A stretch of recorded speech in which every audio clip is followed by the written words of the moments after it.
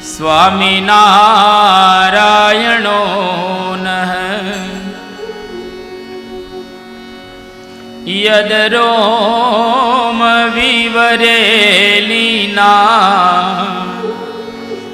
અંડાનામ કોટયઃ પૃથક તદક્ષરં ગુણાતીતં ગુણાતીતં નમામ્યહં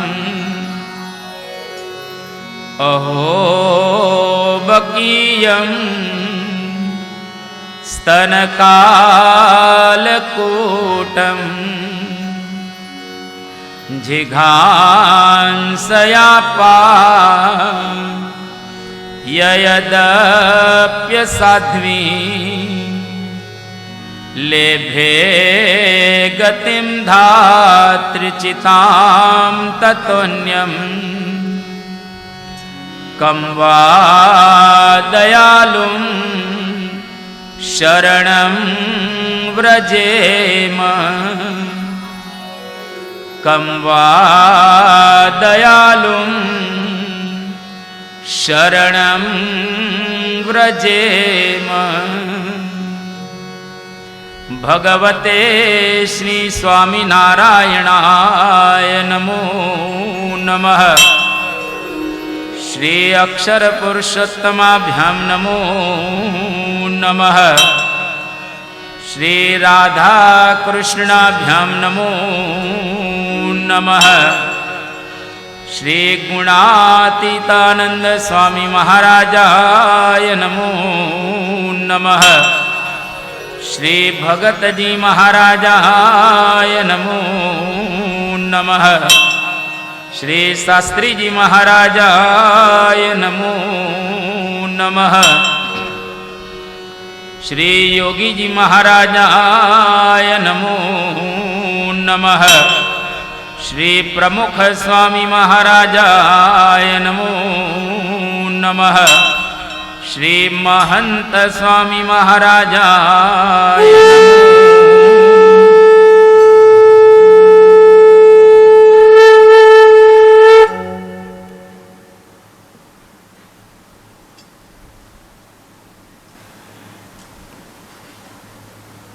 છેલ્લા 3 દિવસથી આપણે આ ભાગીરથી ભાગવતની અંદર અવગાહન કરી રહેલા છીએ. આજનો દિવસ એટલે આપણા માટે એક મહત્વપૂર્ણ દિવસ રહેલો છે. આજના દિવસે આપ બધા અહીંયા આગળ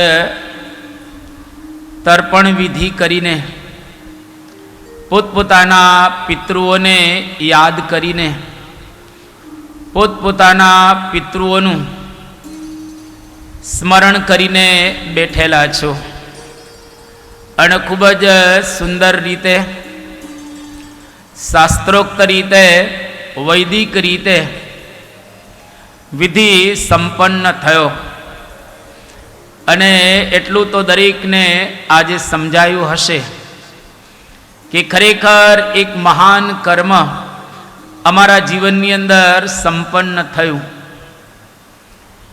આવતા દિવસોની અંદર પણ આવા જ આપણે કર્મો સંપન્ન કરવા માટે જઈ રહેલા છીએ. તો જીવનની અંદર 2 વસ્તુઓ બરાબર જોઈએ. એક તો કર્મકાંડ અને બીજો જ્ઞાનકાંડ. એકલું કર્મકાંડ હોય તો એના દ્વારા ઉર્ધ્વ ગતિ ન થાય અને એકલું જ્ઞાનકાંડ હોય તો એના દ્વારા આપણે આલોકમાંથી ભગવાનની પાસે પહોંચી ન શકીએ. જેના નિયમ ધર્મ કાચા હોય, જેનું વર્તન કાચું હોય, એ કોઈ દિવસ ગમે તેટલું જ્ઞાન ધરાવતો હોય તો એ પરમાત્માને પ્રાપ્ત નહીં કરી શકે. એટલે આપણા શાસ્ત્રોની અંદર વર્તનની સાથે સાથે જ્ઞાન જોઈએ. એકલા દાળ ભાત સારા ન લાગે, જોડે જોડે રોટલી, શાક અને મિષ્ટાન ને કચુંબર જોઈએ. એવી જ રીતે દુનિયાની અંદર હજારો ને લાખો માણસો રહેલા છે અને બધા જ પોતપોતાની રીતે વર્તી રહેલા છે. પણ જેને એવા સત્પુરુષ મળે, જેને એવો શુદ્ધ સંપ્રદાય મળે, જેને એવો શુદ્ધ સિદ્ધાંત મળે, એ વ્યક્તિ જ ખરેખર આ માર્ગની અંદર કંઈક પ્રાપ્ત કરી શકે અને કંઈક મેળવી શકે. તો આજે આ બધાના મુખારબિંદુ પર એક શાંતિ થયેલી દેખાય છે. નહીં કે સવારથી વિધિમાં છો એટલા માટે, પણ જીવનમાં એક સારું કામ કર્યું, જીવનમાં એક મહાન કાર્યથી આપણે બધા સંપન્ન થયા એટલે આપણને હાશ થાય. કોઈ પણ જીવનમાં સારું કામ થાય એટલે બે જણા ચર્ચા કરે કે આજે મજા આવી, આજે આનંદ આવ્યો. જેમ સમયા ઉત્સવ પૂરા થાય ત્યારે આપણે બોલતા હોઈએ છીએ કે સારો સમયો થયો, આનંદ આવ્યો, લાભ લીધો અને અન્યને લાભ આપણે અપાવ્યો. તો આજે આપણે સંકલ્પ સવારમાં કર્યો હતો કે જેટલા કંઈ અહીંયા આગળ ફોટાઓ લગાવેલા છે, મને એવું લાગે છે કે આપણા સંપ્રદાયની અંદર સૌથી વધારેમાં વધારે પિતૃઓના ફોટા જો કોઈ પણ પારાયણની અંદર લાગ્યા હોય તો આપણી આ ગયાની પારાયણની અંદર લાગેલા છે. બંને બાજુ આ ફોટાઓ પિતૃઓના લાગેલા છે અને આજે પિતૃઓ બધા હરખાતા હશે, એ લોકોને પણ આજે ખૂબ આનંદ થઈ ગયો હશે. તો આવું એક કર્મ કરીને આપણે જ્યારે બેઠા છીએ ત્યારે આગળની કથાના દોરને આપણે સાંધીએ. ગઈકાલે છઠ્ઠા સ્કંદની કથા આપણે સાંભળતા હતા. એની અંદર ઇન્દ્ર પોતાના સિંહાસન ઉપર વિરાજમાન છે અને ગુરુ બૃહસ્પતિ ઇન્દ્રના દર્શન ન કહીએ પરંતુ મળવા માટે આવ્યા. હવે ગુરુ આવે એટલે સ્વાગત કરવું પડે સ્વાભાવિક રીતે, અને એને કંઈક આપણે આગતા સ્વાગતમાં આપવું પડે. ઇન્દ્ર નથી ઊભો થતો, નથી કોઈ સારા વચનો બોલતો અને નથી કંઈ એવી આગતા સ્વાગતા કરતો, પરંતુ ઇન્દ્ર એ વખતે અટંટ પોતાના સિંહાસન ઉપર બેઠો છે ત્યારે બૃહસ્પતિએ એમને શાપ આપી દીધો કે તારી લક્ષ્મી બધી જતી રહેશે. જ્યારે ગુરુ રૂઠે ત્યારે પરમાત્મા પણ આપણને કંઈ સહાય ન કરી શકે. યાદ રાખજો, હરિ રૂઠે ગતિ એક હૈ ગુરુ કે પાસ જાય, ગુરુ રૂઠે એકો ગતિ નહીં. પતી ગયું. ગુરુ જેની પર કુરાજી થાય એટલે ભગવાન પણ સહાય ન કરે. એટલે ગુરુને હંમેશા રાજી રાખવા, ગુરુની આજ્ઞા પાળવી અને ગુરુની સામે દ્રષ્ટિ રાખવી. આપણા ગુરુ મહંત સ્વામી મહારાજ છે, ક્યારેય રૂઠે નહીં, ક્યારેય કુરાજી ન થાય, ક્યારેય દુભાઈ ન જાય, ક્યારેય એમના અંતરની અંદર આપણા પ્રત્યે એવો ભાવ ઉત્પન્ન ન થાય, એ માટે સતત જાગૃત રહેવું અને એની સામે દ્રષ્ટિ રાખવી. એક વખત યોગી બાપા એક વાસણને કલઈ કરતા હતા. સામાન્ય પિત્તળનું વાસણ હતો અને કલઈ કરતા હતા. તો કલઈ કરતા કરતા એક ભગવાનભાઈ કરીને હરિભક્ત બાજુમાં બેઠેલા. કલઈ તો પૂરી થઈ ગઈ. યોગી બાપા ભગવાનભાઈને પૂછે છે કે ભગવાનભાઈ, આ કલઈથી શાસ્ત્રીજી મહારાજ રાજી થશે ને? હવે આટલું એક નાનકડું કર્મ છે, પરંતુ છતાંય એ કર્મ યોગીજી મહારાજ ભગવાનભાઈને બતાવી અને બોલે છે કે આ કર્મથી શાસ્ત્રીજી મહારાજ રાજી થશે ને. જે કર્મથી સત્પુરુષ રાજી ન થાય, જે કર્મથી આપણા ગુરુ રાજી ન થાય, જે કર્મથી ભગવાનના ઉત્તમ ભક્ત રાજી ન થાય, એ કર્મ કોઈ દિવસ કરવું જ નહીં. તો આજે ઇન્દ્ર વિવેક ચૂકી ગયો, લક્ષ્મીજી જતા રહ્યા અને બ્રહ્માજીની પાસે ઇન્દ્ર સ્તુતિ કરે છે. બ્રહ્માજીએ કહ્યો, ત્વષ્ટાના પુત્ર જે વિશ્વરૂપ છે, આ વિશ્વરૂપને તમે ગુરુ કરો, કારણ કે ગુરુ નહીં હોય તો તમને શ્રી લક્ષ્મી પાછા નહીં મળે. અને આ વિશ્વરૂપને ગુરુ કરે છે. પણ વિશ્વરૂપ જ્યારે યજ્ઞ કરાવતા હતા એ વખતે યજ્ઞની અંદર કપટ કરે છે, કારણ કે આ ત્વષ્ટાના પુત્ર છે અને ત્વષ્ટા દેવ છે. એટલે આ વિશ્વરૂપના પિતા પક્ષે દેવ હતા અને માતા રોચના એ અસુર પક્ષે હતા. એટલે માતાને પોતાનો પક્ષ વાલો હોય, પિતાને પણ પોતાના બધા વાલા હોય. યજ્ઞની અંદર બંનેને આહુતિ કઈ રીતે આપી શકાય? કારણ કે અસુરોને આહુતિ આપવા જાય તો દેવતાઓનો તો વિરોધ થાય, એટલે ઇન્દ્ર કુરાજી થાય. હવે એવા સંજોગોની અંદર વિશ્વરૂપ તો આહુતિ આપે છે, દેખીતી રીતે દેવોને આહુતિ આપે છે, કારણ કે દેવ પક્ષમાં હતો, ત્વષ્ટાનો પુત્ર એટલે. પણ ખાનગીમાં કોઈને ખબર ન પડે એવી રીતે મંત્રોચ્ચારણ કરી અને અસુરોને પણ આહુતિ આપે છે, કારણ કે એના મામા પક્ષે, માતૃપક્ષે અસુરો રહેલા છે. અને ઇન્દ્રએ જ્યારે આ જાણ્યું કે વિશ્વરૂપ મારા ગુરુ, એમણે પોતાના માતૃપક્ષના લોકોને પણ આહુતિ આપી છે. એટલે ઇન્દ્ર ભયંકર ક્રોધાયમાન થાય છે અને ઇન્દ્રની પાસે ખડક તો હતું જ.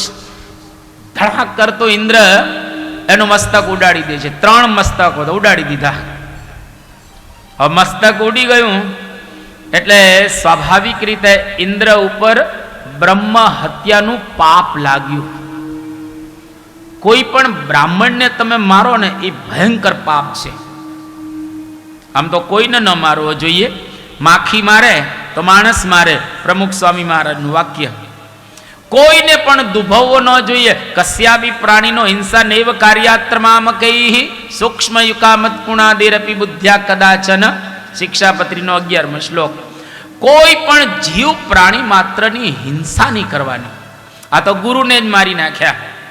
એટલે ઇન્દ્ર ઉપર 3 બ્રહ્મ હત્યા આવી, કારણ કે 3 મસ્તક હતા એટલે. અને વિશ્વરૂપને મરવું પડ્યું. કેમ મરવું પડ્યું? કપટ કર્યું.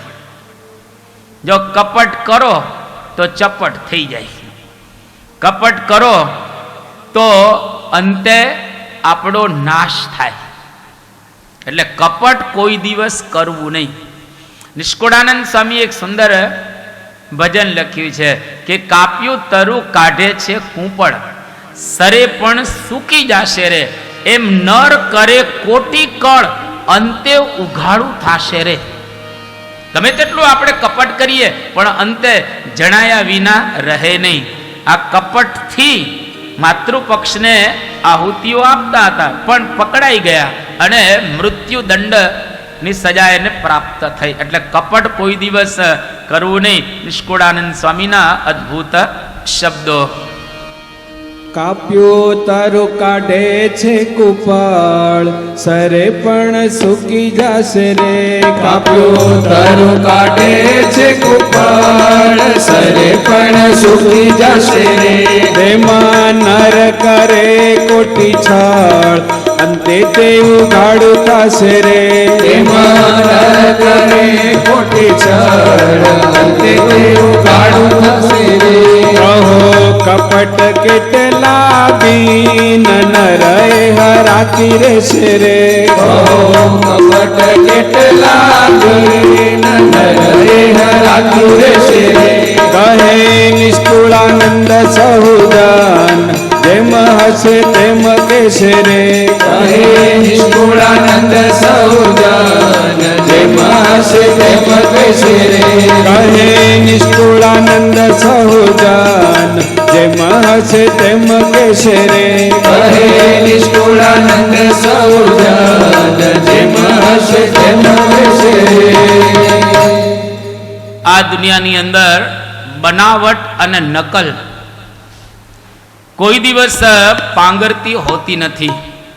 બનાવટ અને નકલ કોઈ દિવસ પાંગરતી હોતી નથી ને નકશાના સમંદરમાં ક્યારેય ભરતી હોતી નથી. મરીઝનું આ નીચે વિસલિંગ આવે છે તો યોગેશ ત્યાં જે નકશાના સમંદરમાં કોઈ દિવસ ભરતી ન હોય એટલા માટે બનાવટને નકલ કોઈ દિવસ નહીં કરવાની.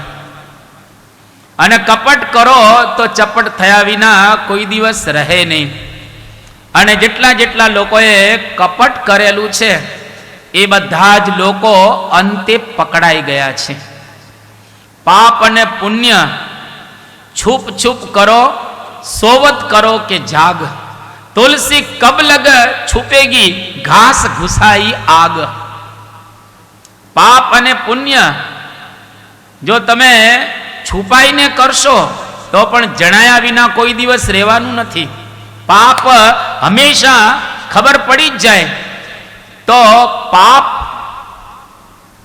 જ્યારે થાય છે ત્યારે આપણે એકલા કરતા હોઈએ છીએ કોઈ કોઈક વખત, અને મનમાં એવું માનીએ કે કોઈને ખબર નથી. પણ એટલું યાદ રાખજો, પરમાત્મા તો જોનાર છે ને, ભગવાન તો જોનાર છે ને. ભલે માણસ ન જુએ પણ ભગવાન તો જુએ છે ને. એટલે પાપ કે પુણ્ય આપણે ભલે ગમે તે રીતે છુપાઈને કરીએ પણ એ જણાયા વિના કોઈ દિવસ રહેતું નથી. કપટ જ્યાં જ્યાં તમે કરશો ત્યાં ત્યાં પકડાઈ જ જવાના છો. વાસ્તવિકતા જ રહેલી છે. એક વખત એક ભાઈને એવી ઈચ્છા થઈ ગઈ કે આપણે કરોડોપતિ થઈ જવું છે. હવે તાત્કાલિક તમારે કરોડોપતિ થવું હોય તો શું કરવું પડે? નોટ છાપવાનું મશીન જ બનાવવું પડે ને, અથવા તો ઝેરોક્સ મશીન એવું હોય, ફોટોકોપી મશીન, કે નોટ જ સીધી છપાય. જાલી નોટ જેને કહેવામાં આવે છે. તો આને નક્કી કર્યું કે આપણે એવું સરસ અદ્દલ નોટ છાપવાનું મશીન બનાવ્યું. અને મશીન બનાવ્યું અદ્દલ મશીન, જેવી ઇન્ડિયન ગવર્મેન્ટ રિઝર્વ બેંકની અંદર નોટ હોય, પ્રોમિસરી નોટ, એવી જ રીતે ફર્સ્ટ ક્લાસ નોટ બનાવી.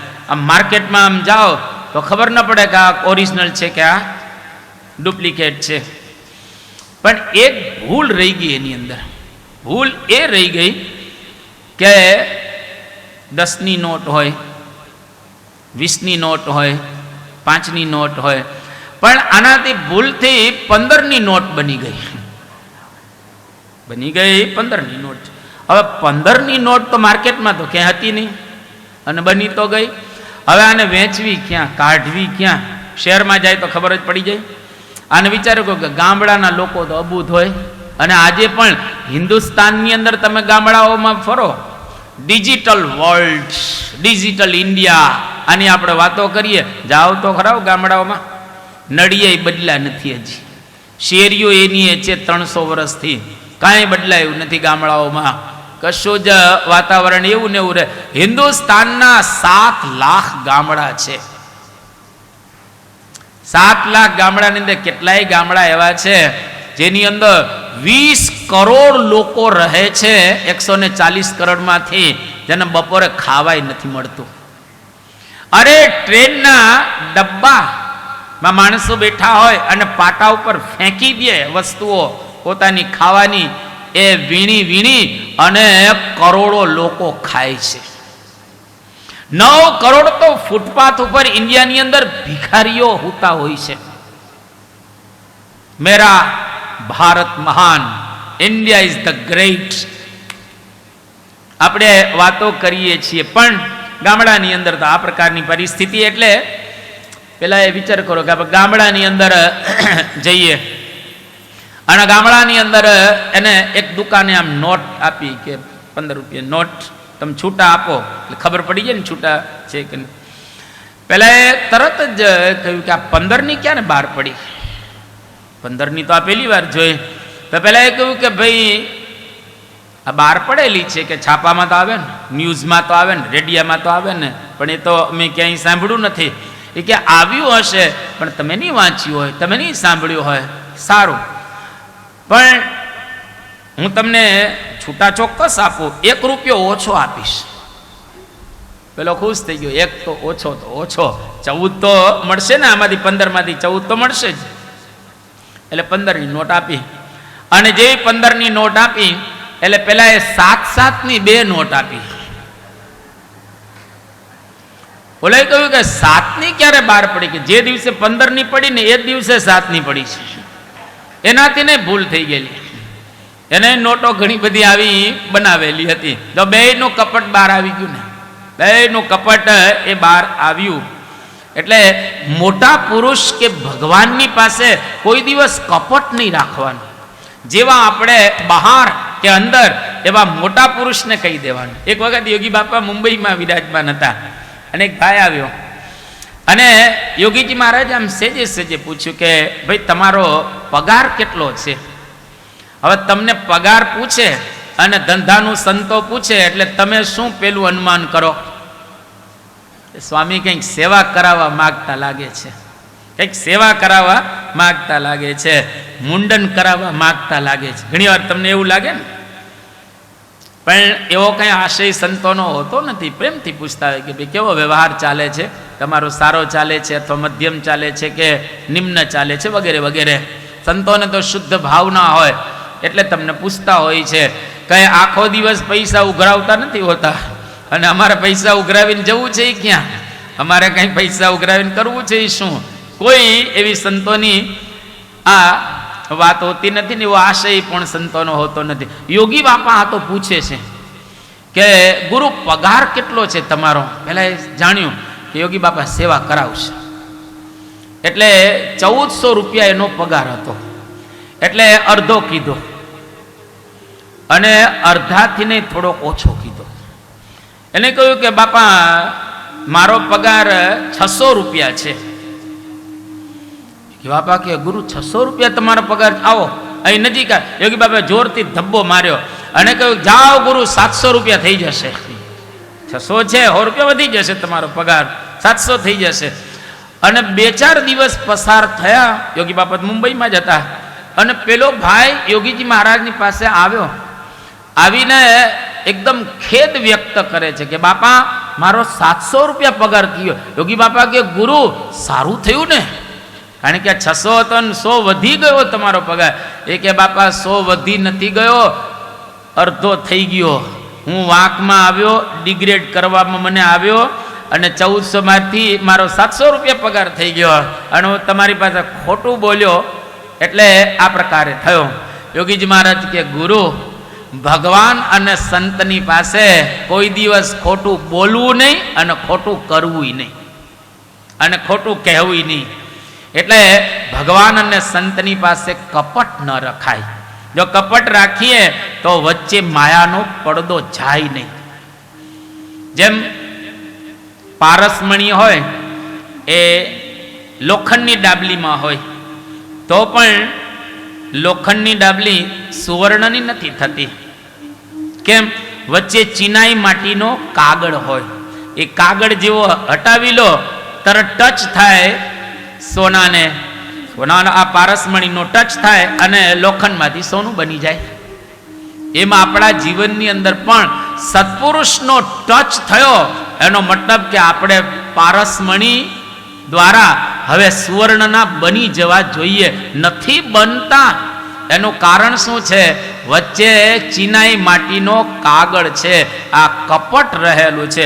જો આપણે કપટ છોડી દઈએ તો ભગવાનને સંત આપણને મહાન બનાવી દે. અહીંયા આગળ કપટ વિશ્વરૂપે કર્યું, નાશ થયો. હવે ઇન્દ્ર પુનઃ પોતે સ્વર્ગનો રાજા બને છે. હવે ત્વષ્ટા એમના ભાઈ જ છે. આ એમનો દીકરો વિશ્વરૂપ. હવે ભાઈ પોતાના દીકરાને મારી નાખ્યો એટલે ઇન્દ્રની સાથે એને વેર બંધાય છે અને ઇન્દ્રને મારવા માટે યજ્ઞ કરે છે. હવે ભાઈ ભાઈના ઝઘડાઓ તમે જુઓ, ત્વષ્ટા અને ઇન્દ્ર બે સગા ભાઈ છે, બે ઝઘડે છે અને મારવા માટે ઉદ્યત થયા છે. આપણે નથી ઘણી વખત કહેતા કે આજકાલ ભાઈ ભાઈ શું ઝઘડતા હશે? આજકાલ નહીં, પહેલેથી જ આવું છે. ભાઈ ભાઈના ઝઘડાઓ પહેલેથી ચાલ્યા જ આવે છે. એક જ માના સંતાન. હમણાં એક પ્રસંગ સાંભળ્યો કે અડધો ફૂટ જમીન, અડધો જ ફૂટ, એના માટે બે ભાઈ ભયંકર ઝઘડ્યા અને એટલું બધું ઝઘડ્યા કે એક ભાઈએ કુહાડીથી બીજા ભાઈનું મસ્તક કાપી નાખ્યું. બીજો ભાઈ તો મરી ગયો એટલે એના કુટુંબના બધા રજડી પડ્યા અને જેને કુહાડી મારી એને જન્મટીપની સજા થઈ એટલે જેલમાં જવું પડે. એનું કુટુંબે રજડી પડ્યું. ફક્ત અડધો ફૂટ જમીન માટે ભાઈને મારી નાખ્યો. એટલે કોઈ દિવસ ભાઈ વધારે લઈ જાય તો ભલે ને લઈ જાય, કઈ વાંધો નહીં. ભાગ પાડવા, ઉદાર ભાવે ભાગ પાડવા. ઘરની અંદર સંપીને રહેવું. સંપ ત્યાં જંપ, સંપ ત્યાં સંપત્તિ, આ બે વાત કરવામાં આવે. કુટુંબમાં જો સંપ નહીં હોય તો ગોરાના પાણી સુકાઈ જશે. કેમ? તરસ લાગે એટલે બધા પીવે પણ ભરે કોઈ નહીં. તરસ લાગે એટલે પીવે બધા જ પણ ભરતા કોઈ નથી હોતા. એટલે આ બે ભાઈ વચ્ચે ઝઘડાનો પ્રારંભ થાય છે. યજ્ઞનો પ્રારંભ થયો. યજ્ઞમાંથી એવો એક શત્રુ ઉત્પન્ન કરવો જે શત્રુ ઇન્દ્રને મારી શકે. અને અહીંયા આગળ આ ત્વષ્ટા યજ્ઞ કરે છે. પેલા જે બ્રાહ્મણ હોતા, અધ્વરી બ્રહ્માને ઉદ્ગાતા, એ ચારેને કહેવામાં આવ્યું કે તમે એવા મંત્ર બોલો એમાંથી શત્રુ ઉત્પન્ન થાય અને ઇન્દ્રનો નાશ કરી શકે. બ્રાહ્મણોએ મંત્રનું ઉચ્ચારણ કર્યું. જો મંત્રના ઉચ્ચારણમાં જરાક ફેર થઈ જાય, સેજ આમ શબ્દ જ્યાં લંબાવવાનો હોય ત્યાં લંબાવે નહીં અને જ્યાં ટૂંકાવાનો હોય ત્યાં ટૂંકાવે નહીં, એટલે આખું ફળ ઊંધું પડી જાય. હું તમને અહીંયા આગળ એક વૈદિક મંત્ર બતાવું છું. ઇન્દ્ર શત્રોર વિવર્ધસ્વ. ઇન્દ્ર શત્રોર વિવર્ધસ્વ આ મંત્ર છે.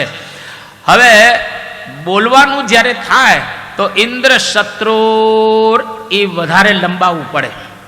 જો એને બદલે ઇન્દ્ર એ જો વધારે તમે લંબાવો તો ઇન્દ્રને મારનારો નહીં, આવું એમાંથી થાય. ઇન્દ્રને ન મારી શકે, શત્રુ ખરો પણ ઇન્દ્રને મારી ન શકે.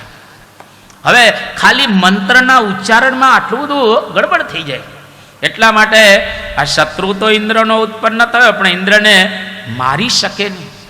હવે એવા સંજોગોની અંદર બન્યું એવું કે આ શત્રુ તો ઉત્પન્ન થયો જેનું નામ વૃત્રાસુર દૈત્ય, મારવા માટે ઉત્પન્ન કરેલો હતો ઇન્દ્રને, પણ હવે મારી નહીં શકે કારણ કે મંત્રના ઉચ્ચારણમાં ગડબડ થઈ ગઈ. શત્રુ ખરો પણ મારી નહીં શકે. ખાલી સેજ આમ અલ્પ વિરામે આવી જાય તોય અર્થનો અનર્થ થઈ જાય. આપણે એક વાક્ય ઘણી વાર નહીં બોલતા હોય છે, મારો મત જાને દો, મારો મત જાને દો, અને મારી જ નાખો, જવા ન દેતા. હવે આને આ અલ્પ વિરામ અહીં છે એટલે આમ કરી દેવામાં આવે, મારો મત જાને દો, મારો મત એને મારતા નહીં, જવા દો. ખાલી અલ્પ વિરામ અહીંથી અહીંયા જ લઈ લીધો, બીજું કાંઈ કામ કર્યું નથી, તો એને બદલે આખો અર્થ છે વિપરીત બની ગયો. એટલા માટે યજ્ઞનો પ્રારંભ થયો. વૃત્રાસુર દૈત્ય પણ ઉત્પન્ન થયો. દેવોને ભયંકર ત્રાસ આપે છે અને દેવોના જેટલા અસ્ત્ર શસ્ત્ર હતા બધા જ ગળી ગયા. હવે દેવો જાય ક્યાં? ભગવાન નારાયણની પાસે. નારાયણ ભગવાનને કહ્યું કે અત્યારે દાનવો પાવરફુલ છે એટલે તમે મારી નહીં શકો, પરંતુ તમારે જો એને મારવા હોય તો દધીચી નામના ઋષિ છે અને બેઠેલા છે પોતાના આશ્રમની અંદર, એની પાસે જાઓ તમે અને એના હાડકામાંથી વજ્ર બનાવો. ખડગ બનાવો. એ ખડગ દ્વારા આ વૃત્રાસુર દૈત્ય મરશે, એ સિવાય મરી શકે એવો નથી. હવે દધીચી ઋષિની પાસેથી આ હાડકું લેવાનું, પાછળના ભાગમાં આખું પીઠનું, એમાંથી વજ્ર બનાવવાનું. એટલે ઋષિને તો ધામમાં જવાનું થાય ને સ્વાભાવિક રીતે. દેવતાઓ ત્યાં આગળ ગયા, ઋષિને પ્રાર્થના કરી કે અમે કામ માટે આવ્યા છીએ. ઋષિ કે કંઈ વાંધો નહીં, બોલો તમારું શું કામ છે. અને આપણે જેમ કહીએ કે સંત જ્યાં જ્યાં હોય ત્યાં પરોપકારી હોય જ. સરોવર તરોવર સંતજન અને ચોથા વર્ષે મેઘ, પરમારથ કે કારણે ચારે ધર્યા દેહ. હા, તુલસીએ પણ વાત કરી છે. હવે સંત પરમ હિતકારી, જગત માહી સંત પરમ હિતકારી, બધાનું હિત કરનારા સંત હોય છે. સ્વર્ગ મૃત્યુ પાતાળમાં શોધે નાવે સંતને તોલ, દીઠા સુણ્યા તે દોષે ભર્યા, સંત અતિ અમળ અમોલ. સંત આવા હોય છે. અને નિષ્કુળાનંદ સ્વામી કહ્યું કે સાતે દ્રષ્ટાંતે સહુ સૂચવી, કહે કવિ જન કોય, કહે કવિ જન કો, સરે સાર તેમાં શોધતા, સંત સમ નહીં સોય, સંત સમ નહીં સો, અનુપ સંતને આપું ઉપમા. કે એવા અનુપ સંતને આપણે ખરેખર ઉપમા આપી શકીએ એમ નથી, પરંતુ એવા સંત જ્યાં જ્યાં હોય ત્યાં દરેકનું ભલું કરતા હોય છે. તો એ પરોપકારી સંત રહેલા છે. એટલે અહીંયા આગળ દધીચી ઋષિએ પોતાના, કમલભાઈ સરખું કરાવો, તો પોતાના શરીરમાંથી એ હાડકું આપ્યું અને એના દ્વારા વજ્ર બનાવવામાં આવ્યું. અને આ વજ્ર લઈ અને ઇન્દ્રને આપવામાં આવે છે. જ્યારે વજ્ર ઇન્દ્રના હાથમાં આવ્યો તો વૃત્રાસુર દૈત્ય અને ઇન્દ્ર ભયંકર રીતે લડે છે. એટલા જબરજસ્ત રીતે લડે છે કે થોડી વાર ઇન્દ્ર પડે અને થોડી વાર આ વૃત્રાસુર દૈત્ય પડે. એક સમય એવો આવ્યો કે વૃત્રાસુર દૈત્ય આખો ઇન્દ્રને ગળી જાય છે. હવે ઇન્દ્રના હાથમાં વજ્ર રહેલું છે અને વજ્રની સાથે ગળી ગયો ઇન્દ્રને. ઇન્દ્ર અંદરથી વજ્ર મારે છે આ વૃત્રાસુરને, અને વૃત્રાસુર દૈત્ય ત્યાં ને ત્યાં પોતે હવે મૃત્યુ પામી રહેલો છે. પણ મૃત્યુ પામતા પામતા આ વૃત્રાસુર દૈત્ય પ્રાર્થના કરે છે, અદ્ભુત પ્રાર્થના કરે છે. આ વૈષ્ણવોમાં 4 શ્લોક જબરજસ્ત વખણાય છે. ભાગ્યે જ કોઈક એવો હશે આ વૈષ્ણવોની અંદર કે જે આ પ્રાર્થના જાણતો ન હોય. અદ્ભુત, જે સુર પ્રાર્થના ન કરી શકે, દેવતા પ્રાર્થના ન કરી શકે, ભક્ત પ્રાર્થના ન કરી શકે, મહાન એવી પ્રાર્થના આ વૃત્રાસુર દૈત્યે કરેલી છે. શું પ્રાર્થનાની અંદર કરે છે કે અહમ હરે તવ પાદે કમૂલ,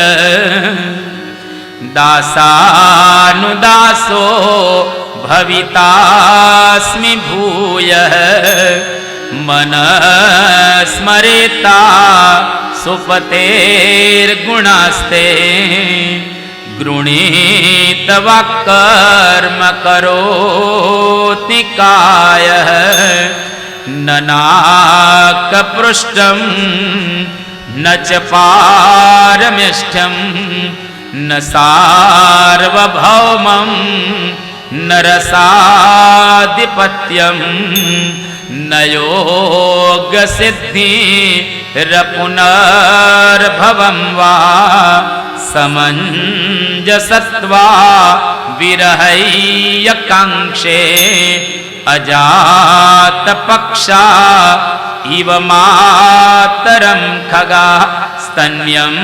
यथावसतराक्षुदार्ता प्रियं प्रियैव व्युषितं विषण्णा मनोरविन्दाक्षतिद्रोक्षति त्वां ममोत्तमश्लोकजनेषु सख्यं संसारचक्रे भ्रमत स्वकर्मभिः त्वन्माययात्मात्मजदारज्ञेः स्वतक्षचित्तस्य ननाथ भूया. આ એક અદ્ભુત પ્રાર્થના રહેલી છે. અતિશય એનો આપણે વિસ્તાર નહીં કરી શકીએ, પરંતુ અહીંયા આગળ એનો ભાવાર્થ એ રહેલો છે. સૌથી પહેલા ભગવાનની પાસે વૃત્રાસુર દૈત્ય માગે છે, અહમ હરે તવ પાદૈક મૂલ, એટલે કે હે ભગવાન, તમે મારું અહમ હરજો, મારી અંદર રહેલો અહમ ભાવ તમે હરજો, તો ખરેખર હું આધ્યાત્મિક માર્ગની અંદર આગળ વધી શકીશ. હું ટળે હરિ ઢૂંકડા દાસો ભૂતવા ભજેત કે યજેત દેવમ.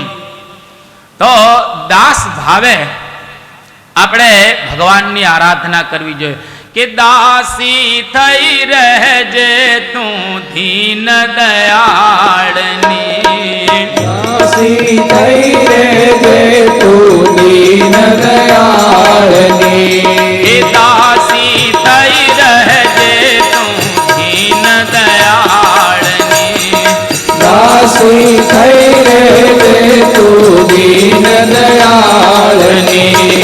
નીચી તેલ મળે તો માને ભાગ્ય જો, નીચી કેલ મળે તો માને ભાગ્યજો, હે પુરુષોત્તમ પાસે બેઠાની જાગ્ય જો, પુરુષોત્તમ પાસે બેઠાની જાગજો, હે પુરુષોત્તમ પાસે બેઠાની જાગ્ય જો, પુરુષોત્તમ પાસે બેઠાની જાગજો.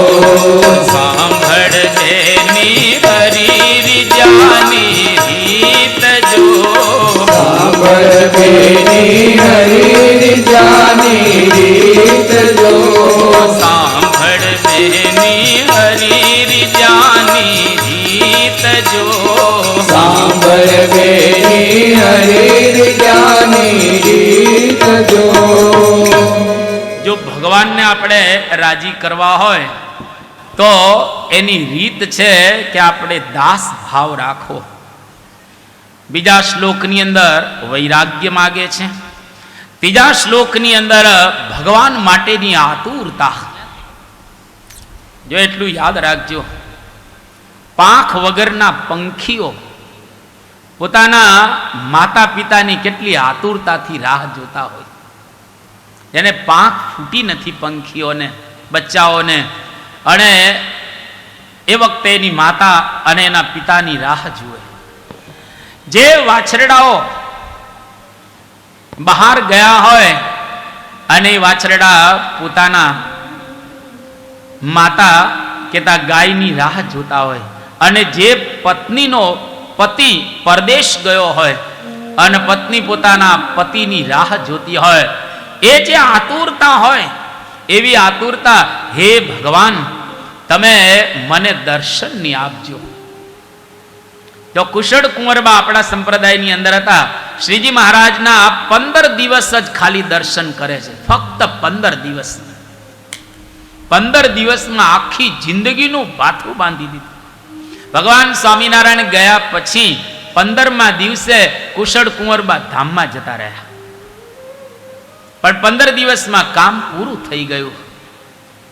તો ભગવાનના દર્શન કરીએ તો એકી ટસે દર્શન કરીએ, વાતો સાંભળીએ તો એકી ટસે વાતો સાંભળીએ. અને જ્યારે એનું મનન કરીએ તો દુનિયાના તમામ વિચાર છોડી એના મનનની અંદર આપણે સંલગ્ન બની જઈએ. અને અહીંયા આગળ હવે ચોથા અને છેલ્લા શ્લોકમાં માગણી કરે છે કે ભગવાન, અત્યારે તો હું અસુર કુળની અંદર જન્મ્યો છું, અસુર છું, પરંતુ મને તમારા ભક્તોનો સંગ દેજો, કુસંગથી દૂર રાખજો. બસ કુસંગથી મને દૂર રાખજો અને સત્સંગનો યોગ દેજો. આ એક અસુર માગે છે. ઇન્દ્ર મારે છે, મરી રહ્યો છે આ, પરંતુ મરતા મરતા આવી એને પ્રાર્થના કરી અને મરી ગયો અસુર. એટલે હવે ઇન્દ્ર પુનઃ પોતે સ્વર્ગનો રાજા બની જાય છે અને સ્વર્ગનું રાજ્ય સિંહાસન સંભાળતા થયા. આ વૃત્રાસુર દૈત્ય એ કોણ હતો, જેની કથા અહીંયા આગળ વિસ્તારપૂર્વક બતાવવામાં આવી છે, પરંતુ આપણે એનો વિસ્તાર ન કરતા ટૂંકમાં એ ચિત્રકેતુ રાજા હતા પૂર્વ જન્મની અંદર. એ ચિત્રકેતુ રાજા, એને કરોડ સ્ત્રીઓ હતી. એક વખત અંગીરા ઋષિ એના મહેલે આવ્યા અને એને સંતાનની ઈચ્છા હતી એટલે પ્રસાદી આપી અને પોતાની રાણી કૃત દ્યુતિ એને આ પ્રસાદી આપી કે તું ખા એટલે તને દીકરો થશે. અને 1 કરોડ રાણીમાંથી કૃત દ્યુતિએ પ્રસાદી ખાધી, જેને લઈને દીકરો થયો. અન્ય રાણીઓને ઈર્ષા થઈ કે આ દીકરો એને થયો છે એટલે એ માનીતી થશે ને અમે અણમાનીતી. અને વાસ્તવિકતા જ છે ને, 2 રાણીઓને જેને દીકરો હોય વાલી લાગે ને પતિને. એટલે અન્ય રાણીઓ ભેગી થઈ. કેટલી ભેગી થઈ? 99,99,999 બરાબર. આ બધી ભેગી થઈને પ્લાન કર્યો કે આપણે આ છોકરાને ઝેર આપી દઈએ એટલે એનો કાર્યક્રમ થાય પૂરો. એટલે એને ઝેર આપી દીધો આ છોકરાને. હવે નાના છોકરાને ઝેર આપો એટલે તો મરી જવાનું છે સ્વાભાવિક. જો ઈર્ષા, ઘરની અંદર પણ એકબીજાને કેટલી ઈર્ષા હોય છે. આ ઈર્ષાથી પર થવું બહુ જ અઘરું છે. એટલા માટે તો જેમ કહ્યું ને, પર્જન્ય તો પોષણકારી છે. સમૂહમાં ગાવા જેવું છે આ, કે પર્જન્ય એટલે કે વરસાદ તો બધાનું પોષણ કરે, પરંતુ જોઈને જવાસ હોય સુકાઈ જાય. જવાસો હોય એ સુકાઈ જતો હોય છે. એટલે આ તમે પણ પંક્તિઓ ઘણી વખત સાંભળીએ છે સત્સંગની અંદર. તો આપણે બધા સમૂહની અંદર ગાઈએ, ઈર્ષા કોઈ દિવસ ક્યારેય કરવાની નહીં. સૂર્યનારાયણ ઉગે એટલે ઉલુકને ન ગમે, હંસો બધા બગલાઓને જુએ એટલે એને ગમતું હોતું નથી, મેઘ ગર્જના કરે તો સિંહને ન ગમે. એવી જ રીતે ઈર્ષાવાળા લોકોને કશું ગમતું હોતું નથી. અદ્ભુત હરિલીલામૃતની અંદર ગાયેલું છે. પર્જન્ય તો પોષણકારી છે, તે સર્વને જીવન દાન દેય. વૃક્ષ વેલી પ્રફુલ્લિત થાય, જોડી જવાસા બળીને સુકાય. જો સૂર્ય ઉગે સુખ સર્વ પામે, પ્રસન્ન દ્વિષે સહુ ઠામ ઠામે. ઉલુક જેવા ઈર્ષા જ તારે, જાણે થશે આ રવિ અસ્ત ક્યારે. હંસો સ્વભાવે સુખથી ભરે છે, બહુ અદેખાય ભગો કરે છે. ભલે ગઢયાતે મનમાં મુંજાય, ન હંસને કાંઈ કરી શકાય. જાગર જનામે ગણભે કરે છે, તો સિંહ માથું ફટકી મરે છે. રે કેમ ગાજે મુદ શીશ તેહ, એવું વિચારે જબુદેહ. પરોપકારી જન દેહ હોય, તે સર્વને દે સુખદાન તોય. જ્યારે અદેખો જસ સાંભળે છે, બહુ જ તેના દિલમાં વળે છે, બહુ જ તેના દિલમાં વળે છે. આ પ્રમાણે ખરેખર જે ઈર્ષાવાળા હોય એ કોઈ દિવસ કોઈનો જોઈ શકતા હોતા નથી. એટલે અહીં આગળ આ બધી જ રાણીઓએ મળી અને કૃત દ્યુતિના દીકરાને ઝેર આપી દીધું, મરી ગયો. આ મરી જાય એટલે સ્વાભાવિક રીતે રાજાને ભયંકર શોક થાય છે. વર્ષો પછી એને પુત્રની પ્રાપ્તિ થઈ હતી, પરંતુ આ ઝેર આપી દીધું એટલે પુત્ર મરી ગયો. આ ઈર્ષામાં મરી ગયો. આ સમાજની અંદર આપણે બધા જોઈએ છીએ, ઈર્ષા જો છોડી દેવામાં આવે તો બધા કામ સમાજની અંદર સારા થઈ જાય. પહેલા પ્રારંભ કરવો ઘરમાંથી ઈર્ષાને છોડવાનો.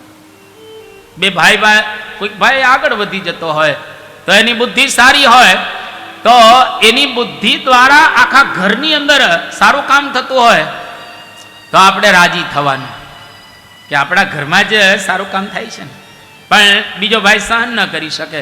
બે ભાગીદાર હોય, એક ભાગીદારની બુદ્ધિથી ધંધો સારો ચાલતો હોય તો બીજા ભાગીદારે રાજી થવું જોઈએ કે આપણો ધંધો જ સારો ચાલે છે ને, પૈસા તો બેને સરખા જ મળે છે.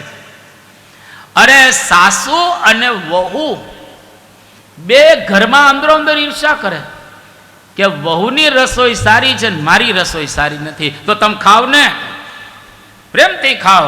રસોઈ તો એ બનાવીને આપે. ઘણી વખત ઊંધું બને, સાસુની રસોઈ સારી હોય ને વહુની રસોઈ સારી ન હોય તો હવે રાજી થવાનું કે સાસુમાની તબિયત જ્યાં સુધી સારી હોય ત્યાં સુધી આવી સારી રસોઈ ખાવા મળશે. બે અંદરો અંદર ભાઈઓ અને બેયના ધર્મપત્ની એ અંદરો અંદર ઈર્ષા કરતા હોય છે કે લે આને વધારે સારું આવડે છે, મને એવું આવડતું નથી, તો કંઈ વાંધો નહીં, પાસે શીખી લો. ભગવાન સ્વામિનારાયણના વખતમાં બે બહેનો હતી અને એમાં નાની બેનની રસોઈ સારી, સરસ હાથ સારો હતો, અને મોટી બેનનો એવો હાથ સારો ન હતો. તો મોટી બેન રસોઈ બનાવે એટલે એટલી બધી ટેસ્ટી નહોતી થતી. ભગવાન સ્વામિનારાયણને એક વખત નાની બેને રસોઈ બનાવીને જમાડી. ભગવાન સ્વામીને એટલા બધા ખુશ થઈ ગયા, ઓહો હો નાની બેન તમારો કેટલો સરસ હાથ છે, સારી સ્વાદિષ્ટ રસોઈ બનાવી. અરે મોટી બેનને એવી ઈર્ષા થઈને કે મારું આ બનાવેલું ક્યારેય ભગવાને વખાણ્યું નથી, આનું વખાણ્યું. એટલે બીજા દિવસે નાની બેન રસોઈ બનાવે છે, પણ રસોઈ બનાવતા મોટી બેન જોઈ જાય છે કે આજે ભગવાન વખાણે છે કે નહીં, જોઈ લઈએ. અને રસોઈ બધી આમ બનાવી હતી. રસોઈથી બહાર તો નીકળે ને ક્યારેક ક્યારેક, તો રસોઈથી બહાર નીકળ્યા એટલે મોટી બેને શું કર્યું, બધી રસોઈમાં મુઠ્ઠી મુઠ્ઠી મીઠું નાખી દીધું અને હલાવી દીધું. હવે મુઠ્ઠી મીઠું નાખો અને એ પછી કેવું થઈ જાય.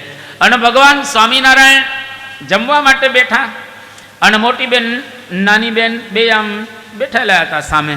મોટી બેન આમ જુએ છે ત્રાસી નજરે કે આજે વખાણે છે કે નહીં, જોઈ લે. ભગવાન સ્વામિનારાયણ એ દિવસે તો ઓર વખાણ કરે, ઓહો હો હો હો કેટલી સ્વાદિષ્ટ રસોઈ બની છે, જાણે આંગળા કરડી નાખીએ એટલી સરસ સ્વાદિષ્ટ બનાવેલી છે આ. પછી ધીરે રહીને કહ્યું, પણ આમાં મોટી બેનનો હાથ હોય એવું લાગે છે, બાકી આવી રસોઈ બને નહીં.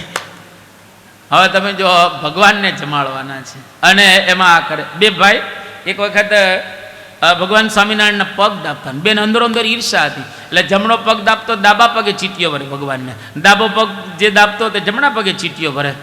ભગવાન કે તમારી અંદરો અંદરની ઈર્ષામાં પગ તો બે મારા જ છે ને, ચીટિયા તો મારે જ સહન કરવાના છે ને.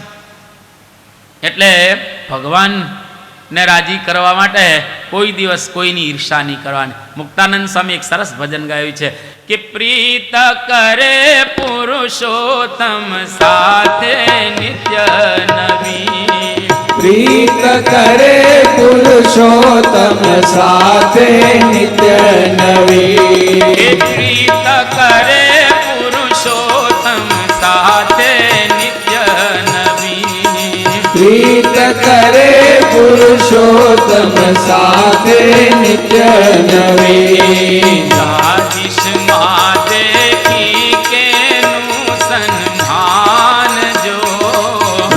ભાગ્યશમાં દેખી તેનો સન્માન જો હે મુક્તાનંદ નાથ મગન થઈ સેવજો મુક્તાનંદ નાથ મગન થઈ સેવજો ચોરી છે રસિયો સુંદર વર ખાનજો ચોરી જે રસિયો સુંદર વર કાનજો સાંભળ બેની હરી રીધાની રીત જો સાંભળ બેની હરી જાની રીત.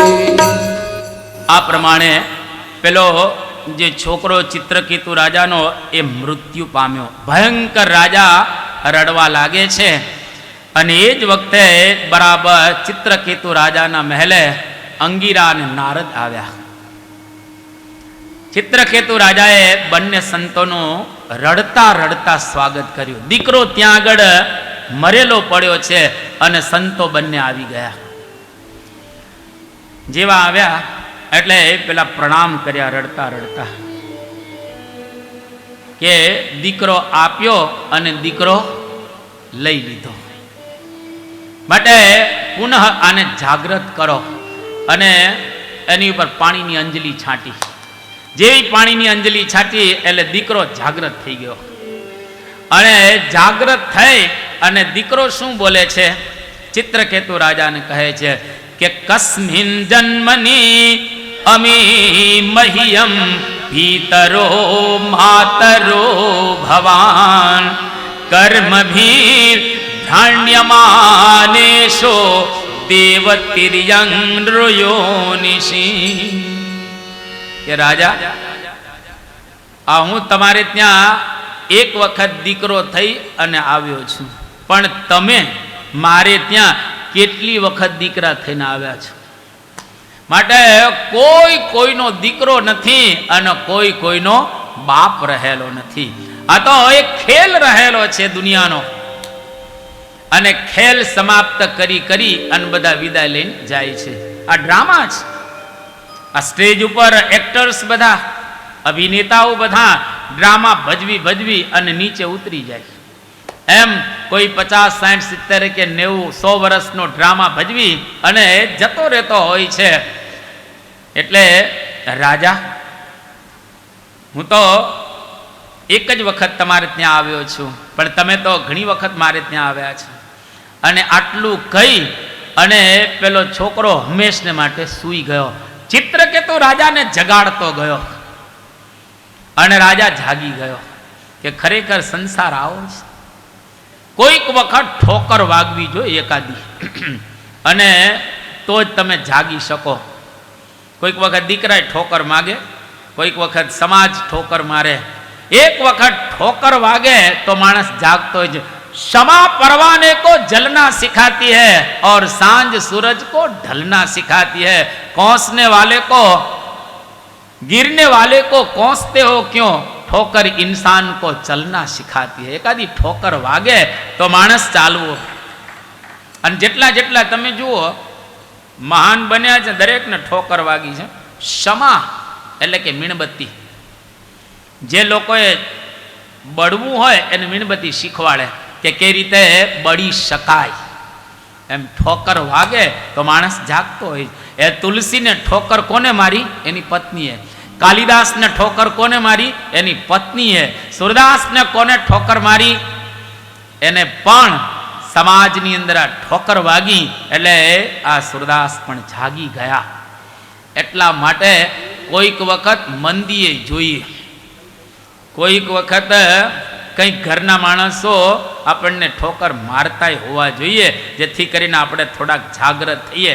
અને ચિત્રકેતુ રાજા કરોડ સ્ત્રીઓનો ત્યાગ કરી અને ક્યાં ગયા? જંગલમાં ભગવાનની આરાધના કરવા માટે. જો જાગી ગયા એટલે મહાપુરુષો આપણને જગાડતા હોય છે, અને ખરેખર એ મહાપુરુષો દ્વારા જો આપણે જાગીએ તો સાચા અર્થની અંદર આ આખ્યાનને આપણે માણ્યો એ સાર્થક કહેવાય. અદ્ભુત શબ્દો. કોઈ નહીં सबे स्वार्थी होय, मेरा संगी कोई नहीं, सबे स्वार्थी होय, मन पर वीतन उपजे, जिय विश्वास न होय कबीरा, जिय विश्वास न होय, मेरा संगी कोई नहीं, सबे स्वार्थी लोग, मेरा संगी कोई नहीं, सबे स्वार्थी लोग, मन पर प्रीतन उपजे, जिय विश्वास न होय कबीरा, जिय विश्वास न होय। આ પ્રમાણે એને ઠોકર વાગી અને ચિત્રકેતુ રાજા હવે જંગલમાં ભગવાનની આરાધના કરવા માટે જાય છે અને જતા જતા એ પોતે કૈલાસ પર્વત ઉપરથી આમ પસાર થાય છે। એ વખતે કૈલાસ પર્વત ઉપર ભગવાન શંકર પાર્વતીજીની સાથે ત્યાં બેઠેલા છે અને પાર્વતીજીને ભગવાન શંકર પોતાના ખોળાની અંદર બેસાડે છે। શિવ અને સતી આ બે જુદા નથી, શક્તિ અને શક્તિમાન બે જુદા રહેલા નથી, ભક્ત અને ભગવાન બે જુદા નથી, બંને એક રહેલા છે। તો પાર્વતીને શંકર ભગવાનના ખોળાની અંદર બેઠેલા જોઈ અને ચિત્રકેતુ રાજાને પોતાના ત્યાગનું માન આવી ગયું કે મેં 1 કરોડનો ત્યાગ કર્યો, 1 કરોડ સ્ત્રીઓનો મેં ત્યાગ કર્યો અને આ શંકર એક સ્ત્રીનો પણ ત્યાગ નથી કરી શકતા અને એને ખોળામાં બેસાડે છે। આવું એને જાણ્યું, આવું પોતાની અંદર એને ગુણનું માન આવ્યું અને એનો અવગુણ લીધો ભગવાન શંકરનો। શંકર ભગવાન તો કશું બોલ્યા નહીં, પણ પાર્વતીજીએ શાપ આપી દીધો। પાર્વતીએ શાપ આપ્યો, શું શાપ આપ્યો કે અતઃ પાપિયસિમ યોનિમ આસુરીમ યાહિ દુર્મતે યથેહ ભૂયો મહતા ન કરતા પુત્ર કિલ્બિષમ, કે તે શંકર ભગવાનનો આ પ્રમાણે અવગુણ લીધો છે, માટે તું પાપી હસી, પાપયુક્ત યોનિની અંદર જઈશ અને ભયંકર ત્યાં આગળ તને પીડા થશે અને તને આ પ્રકારે સહન કરવું પડશે।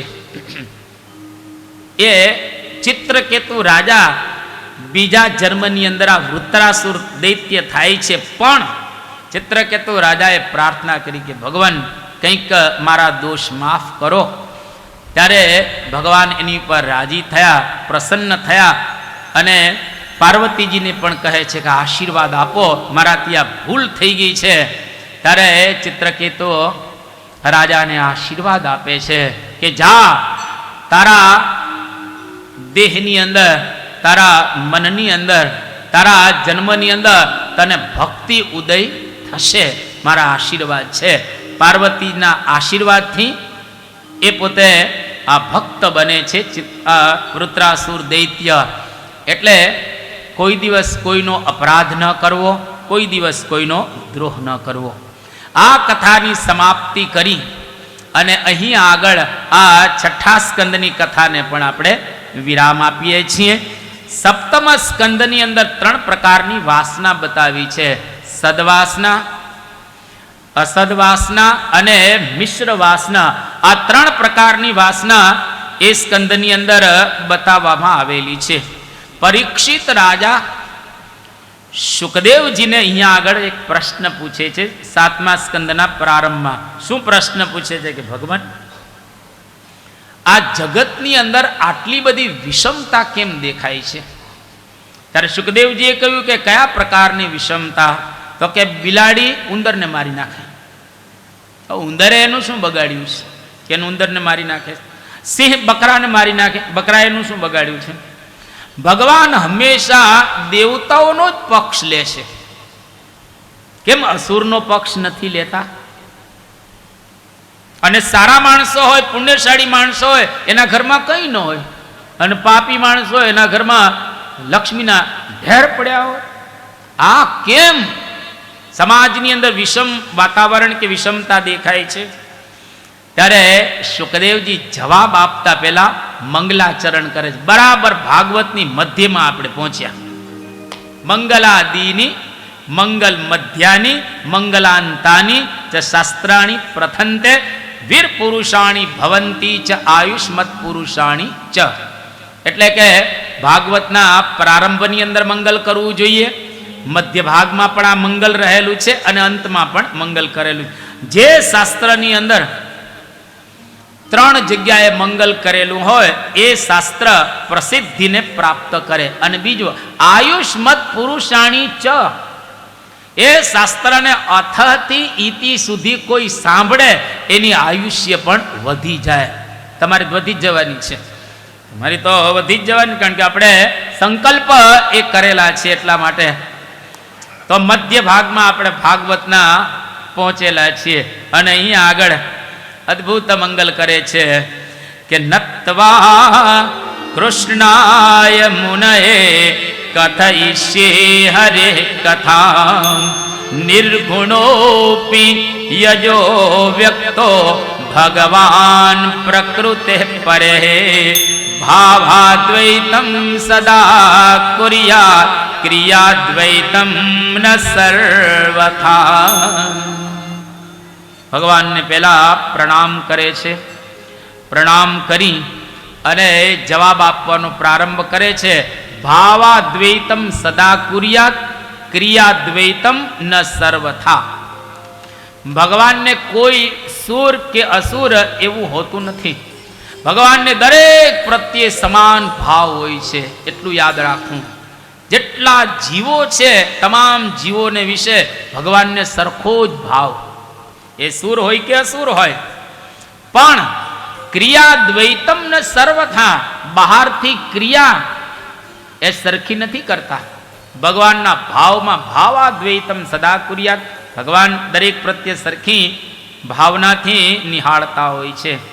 અહીંયા આગળ નારદજી અને યુધિષ્ઠિરનો સંવાદ પણ છે. નારદજીને પણ યુધિષ્ઠિરે આવો પ્રશ્ન પૂછેલો, ત્યારે નારદ પણ આવો જવાબ આપે છે. એટલે ભગવાનને આપણે કોઈ પણ રીતે યાદ કરીએ, શુદ્ધ ભાવથી યાદ કરીએ કે આસુર ભાવથી યાદ કરીએ, પણ ભગવાન તો સરખું જ ફળ આપે. ભાવથી ભજવા જોઈએ અને બસ, એને ભાવથી ભજવા જોઈએ. અસુરો એ રીતે ભગવાનને ભજે છે, સુરો એ રીતે ભગવાનને ભજે છે. બેયને ભગવાન સરખું ફળ આપે છે. એટલા માટે અહીંયા આગળ ભક્તોએ કેટલી સરસ પ્રાર્થના કરી છે. તમે પણ જોરથી તાલીઓ વગાડી અને આ ગાજો. તમે ભાવે ભજી લો ભગવાન. જીવન થોડું રહ્યું, આ જીવન થોડું રહેલું છે, તો એ જીવનને તમે સાર્થક કરી લેજો અને એ જીવનને ધન્ય બનાવજો. અદ્ભુત ભજન માણીએ. હે તમે ભાવે ભજી લ્યો ભગવાન, જીવન થોડું રહ્યું. તમે ભાવે ભજી લો ભગવાન, જીવન થોડું રહ્યું. હે કંઈક આત્માનો કરજો કલ્યાણ, જીવન થોડું રહ્યું. કંઈક આત્માનું કરલો કલ્યાણ, જીવન થોડું રહ્યું. હે કંઈક આત્માનો કરજો કલ્યાણ, જીવન થોડું રહ્યું. કંઈક આત્માનું કરલો કલ્યાણ, જીવન થોડું રહ્યું. એને દીધેલા બોલ તમે ભૂલી ગયા, એને દીધેલા બોલ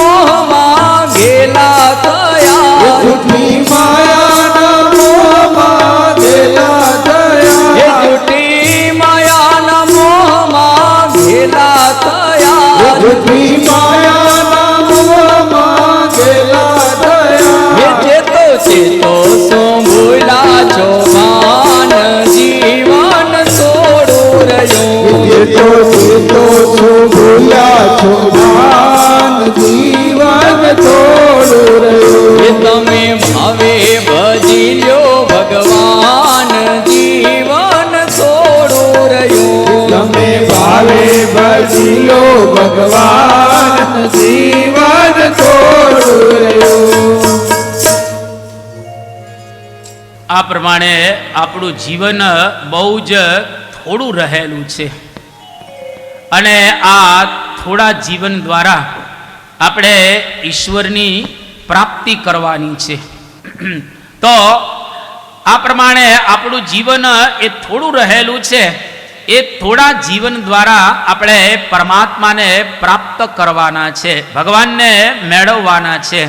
તો અહીંયા આગળ ભાવાદ્વૈતમ સદા કુર્યાત ક્રિયાદ્વૈતમ ન સર્વથા, એટલે ભગવાન તો દરેક પ્રત્યે સમાન ભાવ પોતે ધરાવતા હોય છે. તો અહીંયા આગળ આ સપ્તમ સ્કંધની કથાના પ્રારંભમાં હિરણ્યકશિપુ અને હિરણ્યાક્ષની કથા એનો પ્રારંભ કરી રહેલા છે. હિરણ્યાક્ષનો મોક્ષ આપણે તૃતીય સ્કંધની અંદર સાંભળી ચૂક્યા. હિરણ્યકશિપુની કથા અહીંયા આગળ આવે છે. એનો વિસ્તાર આપણે બહુ નહીં કરી શકીએ, પણ ટૂંકમાં એની કથાને આપણે સાંભળીએ.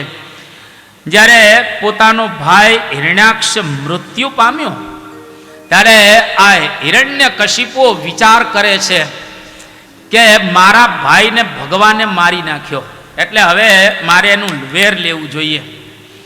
અને વેર લેવા માટે પોતે ઉદ્યત થાય છે. એવા સંજોગોની અંદર તપશ્ચર્યા કરવા જાય છે મંદર પર્વતની ગુફામાં. એટલા માટે તપ કરવા જાય છે કે બ્રહ્માજી પાસેથી વરદાન પ્રાપ્ત કરી અને વિષ્ણુને મારવા. આ પ્રકારે એના મનની અંદર એક વિચાર રહેલો છે. પોતાના પત્ની કયાધુને કહે છે કે હું તપશ્ચર્યા કરવા જાઉં છું, કે ક્યારે પાછા આવશો? કે નક્કી નહીં, આજે આવી જાઓ, 100 વર્ષ પછી આવું, અને તા જિંદગી તપ કરીને પણ વિષ્ણુને મારવા માટે બ્રહ્માજીનું વરદાન પ્રાપ્ત કરીને આવવાનો છું. ખરેખર એવા ભાવથી જ પોતે ગયા હતા. હવે એમના ધર્મપત્ની કહે છે કે સારું પતિદેવ. એ વખતે એના પેટની અંદર એક બાળક હતો કયાધુમાં.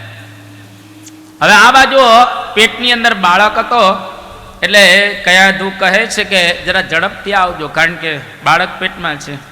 કંઈ વાંધો નહીં, ભગવાન જ્યાં સુધી પ્રસન્ન નહીં થાય, બ્રહ્માજી પ્રસન્ન નહીં થાય ત્યાં સુધી હું આવીશ નહીં.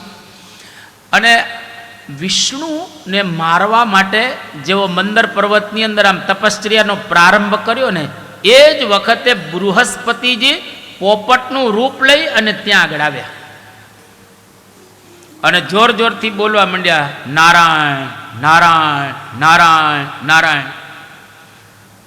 હિરણ્યકશિપુને આશ્ચર્ય થયું કે મારો જે શત્રુ છે એ શત્રુનું નામ આજે પહેલા દિવસે જ મને સંભળાયું, માટે આજનો દિવસ બરાબર નથી. પાછો ઘરે આવી ગયો.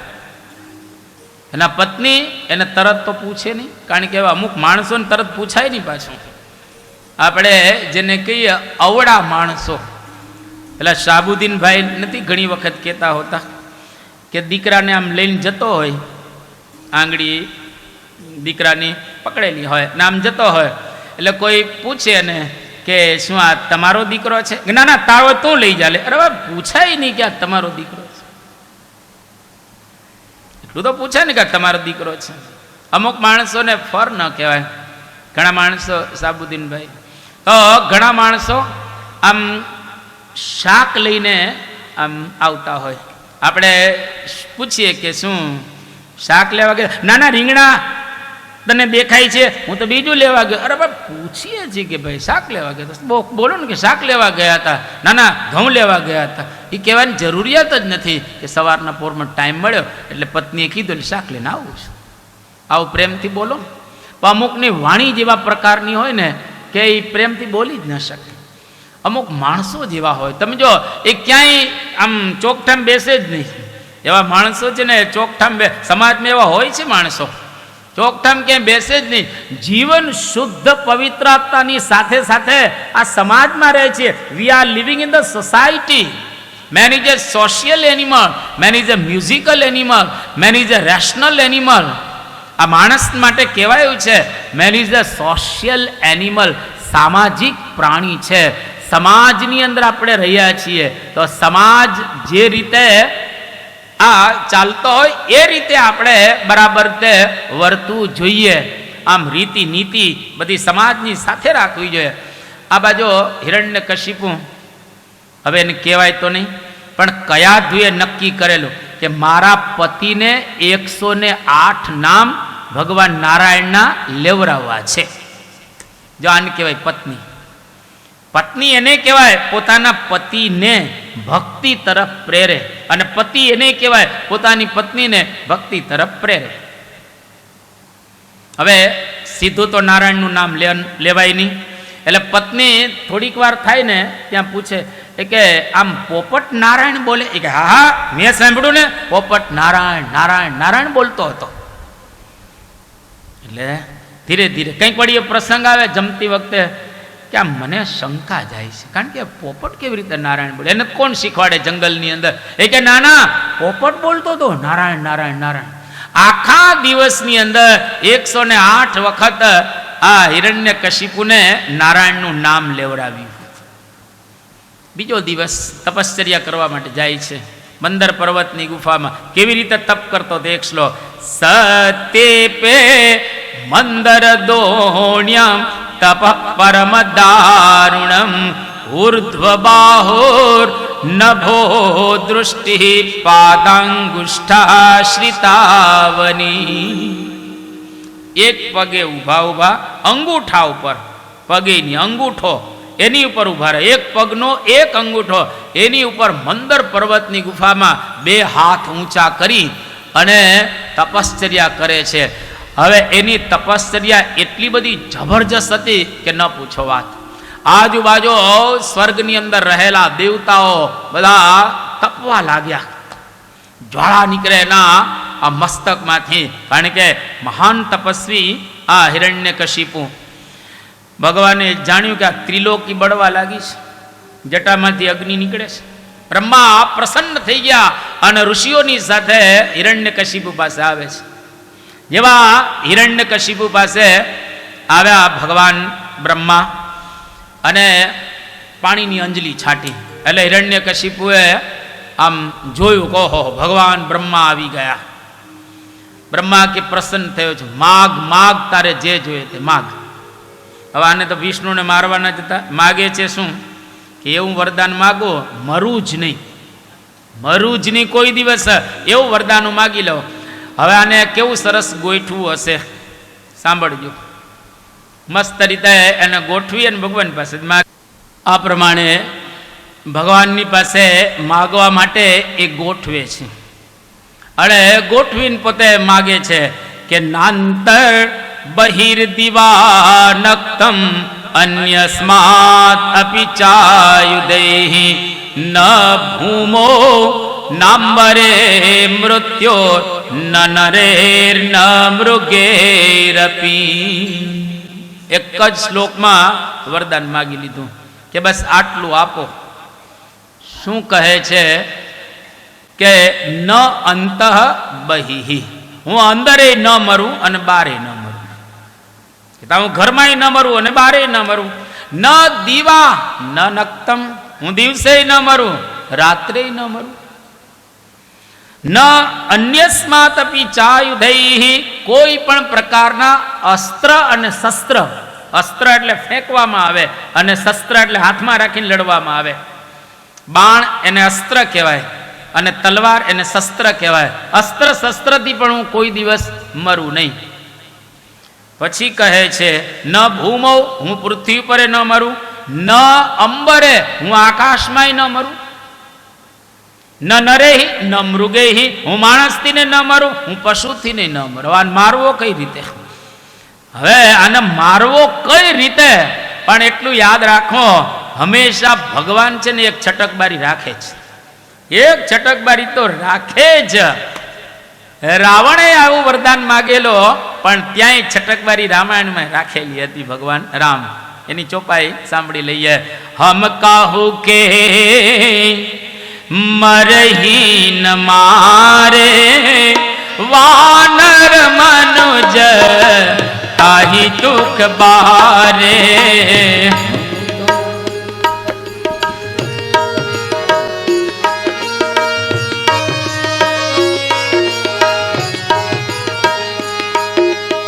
આ પ્રમાણે ત્યાં રામાયણમાં તુલસી શું કહે છે?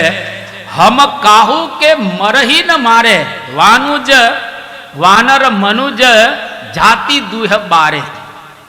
એટલે કે હું વાનરાથી ને ન મરું ને માણસથી ન મરું. આ પ્રકારે રાવણ માગે છે. અને આપણે જાણીએ છીએ ભગવાન કેવા છે? એ વાનરે નથી અને મનુજ જાતિ દુહ બારે, એ બેથી બહાર રહેલા છે. ભગવાને રાવણને માર્યો એ આપણે જાણીએ છીએ. અહીંયા આગળ પણ ભગવાન એવી એક છટકબારી રાખે છે. અને હવે હિરણ્યકશિપુ તપશ્ચર્યા કરીને આવ્યો એટલે ભયંકર ત્રાસ આખા વિશ્વની અંદર ફેલાવે છે. અને અહીંયા આગળ તો એવું વર્ણન લખે છે કે હિરણ્યકશિપુ જે દિશામાં આમ જોતો ને એ દિશાના દેવતાઓ પણ એને નમસ્કાર કરતા હતા. એ દિશાની અંદર રહેલા બધા જ એને નમસ્કાર કરતા હતા. આવો ભયંકર આ હિરણ્યકશિપુ ત્રાસ ફેલાવે છે. વિષ્ણુ ભગવાન વિચાર કરે છે કે આને મારવો કઈ રીતે. હવે અહીંયા આગળ બધા દેવો ભાગી ગયા સ્વર્ગ વર્ગ છોડીને અને ભગવાનની પાસે ગયા કે આ હિરણ્યકશિપુનો નાશ કરો. ભગવાન કે રાહ જુઓ, અત્યારે કાળ અસુરના પક્ષમાં છે, તમારે રાહ જોવી પડશે. કઈ વાંધો નહીં, પણ ક્યારે? એના દીકરા દ્વારા આ મરવાનો છે. હવે જ્યાં સુધી દીકરો ના આવે ત્યાં સુધી તમારે રાહ જોવાની થશે. તો એના દીકરાનો દ્રોહ થશે ત્યાં સુધી તમારે પ્રતીક્ષા કરવી પડે. હવે એ દરમિયાન બન્યું એવું કે હિરણ્યકશિપુના પત્ની કયાધુ, એમને ત્યાં દીકરાનો જન્મ થયો. હવે દીકરાનો જન્મ થયો એટલે સ્વાભાવિક રીતે જે કંઈ ક્રિયા કરવાની બધી પતી ગઈ. હવે આ પ્રહલાદ એનું નામ પાડવામાં આવે છે. અને પ્રહલાદ એકદમ નાનો હતો. 4 પુત્રો હતા, એમાંનો એક દીકરો સૌથી નાનો આ પ્રહલાદ. એ પ્રહલાદને ભણવા માટે બેસાડે છે. હવે જ્યારે ભણવા માટે બેસાડે છે એટલે શંડ અને અમર્ક નામના 2 ગુરુ હતા, પ્રહલાદને ભણાવે છે. પણ પ્રહલાદને કોઈ અસુર વિદ્યાની અંદર રસ પડતો ન હતો. એટલે એક વખત હિરણ્યકશિપુ પ્રહલાદને પોતાના ખોળામાં બેસાડ્યો અને કહ્યું કે બેટા, તું ભણ્યો શું એ વાત મને કર. જે વિદ્યા ભણાવેલી હોય એ જ વાત કરવી જોઈએ ને. પણ પ્રહલાદ પોતાના પિતાશ્રીને કંઈક જુદું જ કહે છે. શું બોલે છે કે તત્સાદુમન્યે સુરવર્ય દેહિનામ સદા સમુદ્વિગ્નયામ સદ્ગ્રહ હિત્વાત્મપાતમ ગૃહમંદકૂપમ વનમ ગતો યદ હરિમાશ્રયેત. કે હે પિતાશ્રી, હું આ ભણ્યો છું કે શું કે હિત્વાત્મપાતમ ગૃહાંધકૂપમ વનમ ગતઃ યત હરિમ આશ્રયેત. કેતા આ ઘરની અંદર તમે રહ્યા છો એ અંધારા કૂવાનો ત્યાગ કરી અને વનમાં જઈ અને વિષ્ણુનું ભજન કરો. હવે જેનો શત્રુ છે એનું ભજન કરવાની આ પ્રહલાદ વાત કરે છે. ભયંકર ક્રોધ કરે છે હિરણ્યકશિપુ અને ખોડામાં બેહાડે ઘા કરે છે. ઘણી વખત તમે આમ બહુ ગરમ થઈ જાય ને છોકરાને ખોડામાં આમ કરીને નાખી દેતા હોય છે. ઘણા મા બાપને આપણે જોયા છે, આમ ઓલો છોકરો માનતો જ ન હોય ને એટલે નાખી દે. કોઈ દિવસ કોઈ છોકરાને ક્યારે મારવો નહીં, એની શિક્ષા નહીં કરવાની, મારવાની, સમજાવવાનું. અને એવી રીતે પ્રેમથી સમજાવો તો એ સમજી જ જાય. દુનિયામાં ભાગ્યે જ કોઈક એવો દીકરો કે દીકરી હશે જે પિતા અને માતાની શિખામણ ન સમજે. એક વખત બે છોકરા સ્કૂલમાં જે રિસેસ પડે ને એમાં ભાઈ બહેન ઝઘડતા હતા. તો શિક્ષકોને આશ્ચર્ય થયું, તમે ભાઈ બહેન છો ને ઝઘડો છો, આ યોગ્ય કહેવાય? એ કે અમે ક્યાં ઝઘડીએ છીએ, અમે તો પપ્પા મમ્મી રમીએ છીએ. એના ઘરમાં પપ્પા ને મમ્મી ઝઘડતા હતા, ત્યાં જોતા હતા બે જણા, એટલે એ પણ રિસેસની અંદર આવું કરી રહેલા છે. તો તમારું જોઈ જોઈ અને એ લોકો શીખતા હોય છે. બાકી છોકરાઓ તો બધા સારા જ હોય છે. છોકરાઓ કે છોકરીઓ કોઈ દિવસ ખરાબ હોય જ ન શકે. એ તો માસૂમ હોય, નાના હોય, એને જેમ વાળો એમ વળતા હોય છોકરા. કોરી સ્લેટ કે જે લખો એ લખી શકો તમે. તો અહીંયા આગળ પ્રહલાદને ફેંકી દે છે અને શંડ અને અમર્કને બરાબર રીતે સમજા કે આને આપણી અસુર વિદ્યા બરાબર ભણાવો. આ વિષ્ણુને યાદ જ ન કરે અને શંડ અને અમર્ક બરાબર ભણાવે છે. એવા સંજોગોની અંદર થોડોક સમય ઓર પસાર થઈ ગયો અને એ વખતે આ હિરણ્યકશિપુ પોતાના પુત્રને ખોળામાં બેસાડી અને પાછો પૂછે છે કે પ્રહલાદ તું શું ભણ્યો એ વાત કર.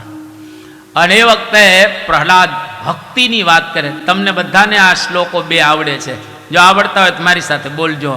શ્રવણમ કીર્તનમ વિષ્ણુ સ્મરણમ પાદ સેવનમ અર્ચનમ વંદનમ દાસ્યમ સખ્યમ આત્મનિવેદનમ ઇતિ પુંસાર્પિતા વિષ્ણુ ભક્તિશ્ચેત નવલક્ષણા ક્રિયતે ભગવત્યદ્ધા તન્મન્યે ધીતમુત્તમમ. હે આ પિતાશ્રી, હું 9 પ્રકારની ભક્તિ શીખેલો છું. તન્મન્ય અધીતમ ઉત્તમમ, આ ઉત્તમ રહેલું છે. તો 9 પ્રકારની ભગવાનની ભક્તિ કરવી જોઈએ. પહેલી શ્રવણ ભક્તિ, તમે બધા અત્યારે કરી રહ્યા છો. શ્રવણ ભક્તિનો આદર્શ ચતુર્થ સ્કંદની અંદર બતાવે છે. પૃથુ રાજા, એને 10,000 કાન ભગવાનની પાસે માગ્યા કે આ ભગવાન 2 કાન ઓછા પડે, 10,000 આપો જેથી કરીને હું તમારી કથા વ્યવસ્થિત સાંભળી શકું. કીર્તન ભક્તિ ચૈતન્ય મહાપ્રભુની, તમે ઇસ્કોન મંદિરની અંદર જશો તો આખો દિવસ કીર્તન જ ગાતા હોય. હરે રામા હરે કૃષ્ણ, હરે રામા હરે કૃષ્ણ. ચૈતન્ય મહાપ્રભુએ જબરજસ્ત એક આંદોલન ચલાવ્યું. ભક્તિ વેદાંત સ્વામી પ્રભુપાદે પ્રદેશની ધરતી પર જે આ સંપ્રદાય સ્થાપીને આંદોલન ચલાવ્યું અને બધા જ અમેરિકન, ઇંગ્લેન્ડ વાળા એ બધા હરે રામા હરે કૃષ્ણ, જો એક ચૈતન્ય મહાપ્રભુએ આ કીર્તનનું આંદોલન ચલાવ્યું. સ્મરણ, અજામિલની જેમ સ્મરણ કરવો અને પાદ સેવનમ કેતા પગ ચંપી લક્ષ્મીજીની આ ભક્તિ બતાવવામાં આવી છે. અર્ચનમ, અંબરીશ રાજાની આ ભક્તિ છે. અને વંદનમ, અક્રૂરજી વંદન કરશે. આપણે 10મ સ્કંદની અંદર આ કથા સાંભળીશું. દાસ્યમ એટલે કે દાસ ભાવ, હનુમાનજી જેવો. હનુમાનજી કેવા મહાન ભક્ત, દાસ ભાવે પ્રભુ રામની એને સેવા કરી. સખ્યમ, મિત્ર ભાવે અર્જુનની જેમ આપણે ભગવાનને ભજવા જોઈએ. અને છેલ્લી ભક્તિ આત્મનિવેદનમ, સર્વસ્વ અર્પણ કરી દેવું. બલિરાજાની જેમ બપોર પછીના સત્રની અંદર આપણે સાંભળીશું. સર્વસ્વ ભગવાનને અર્પણ કરી દેવું. આ 9 પ્રકારની ભક્તિ માંથી તમને જે ભક્તિ ગમે એ ભક્તિ કરવાની, જે ગમતી હોય તે. પણ આપણે એટલું કહી શકીએ કે આ 9 ભક્તિ જેમાં હોય એ ગુણાતીત સત્પુરુષ કહેવાય. અને એવા ગુણાતીત સત્પુરુષ પરમ પૂજ્ય મહંત સ્વામી મહારાજ, એને 9 સરખી ભક્તિ રહેલી છે. એ સાંભળે બરાબર, કીર્તને બરાબર કરે, સ્મરણે બરાબર કરે, અર્ચન પણ બરાબર કરે, પાદ સેવનમ પણ બરાબર કરે. તમે મહંત સ્વામી મહારાજનો એક ફોટો છે જોજો, એક વિડીયો પણ છે એ નાના હરિકૃષ્ણ મહારાજના કેટલા પગ સરસ ધીરે ધીરે દબાવે છે, એટલા સુંદર રીતે પગ દબાવે છે કે આપણે એમ થાય કે આ કેવા મહાન સેવક રહેલા.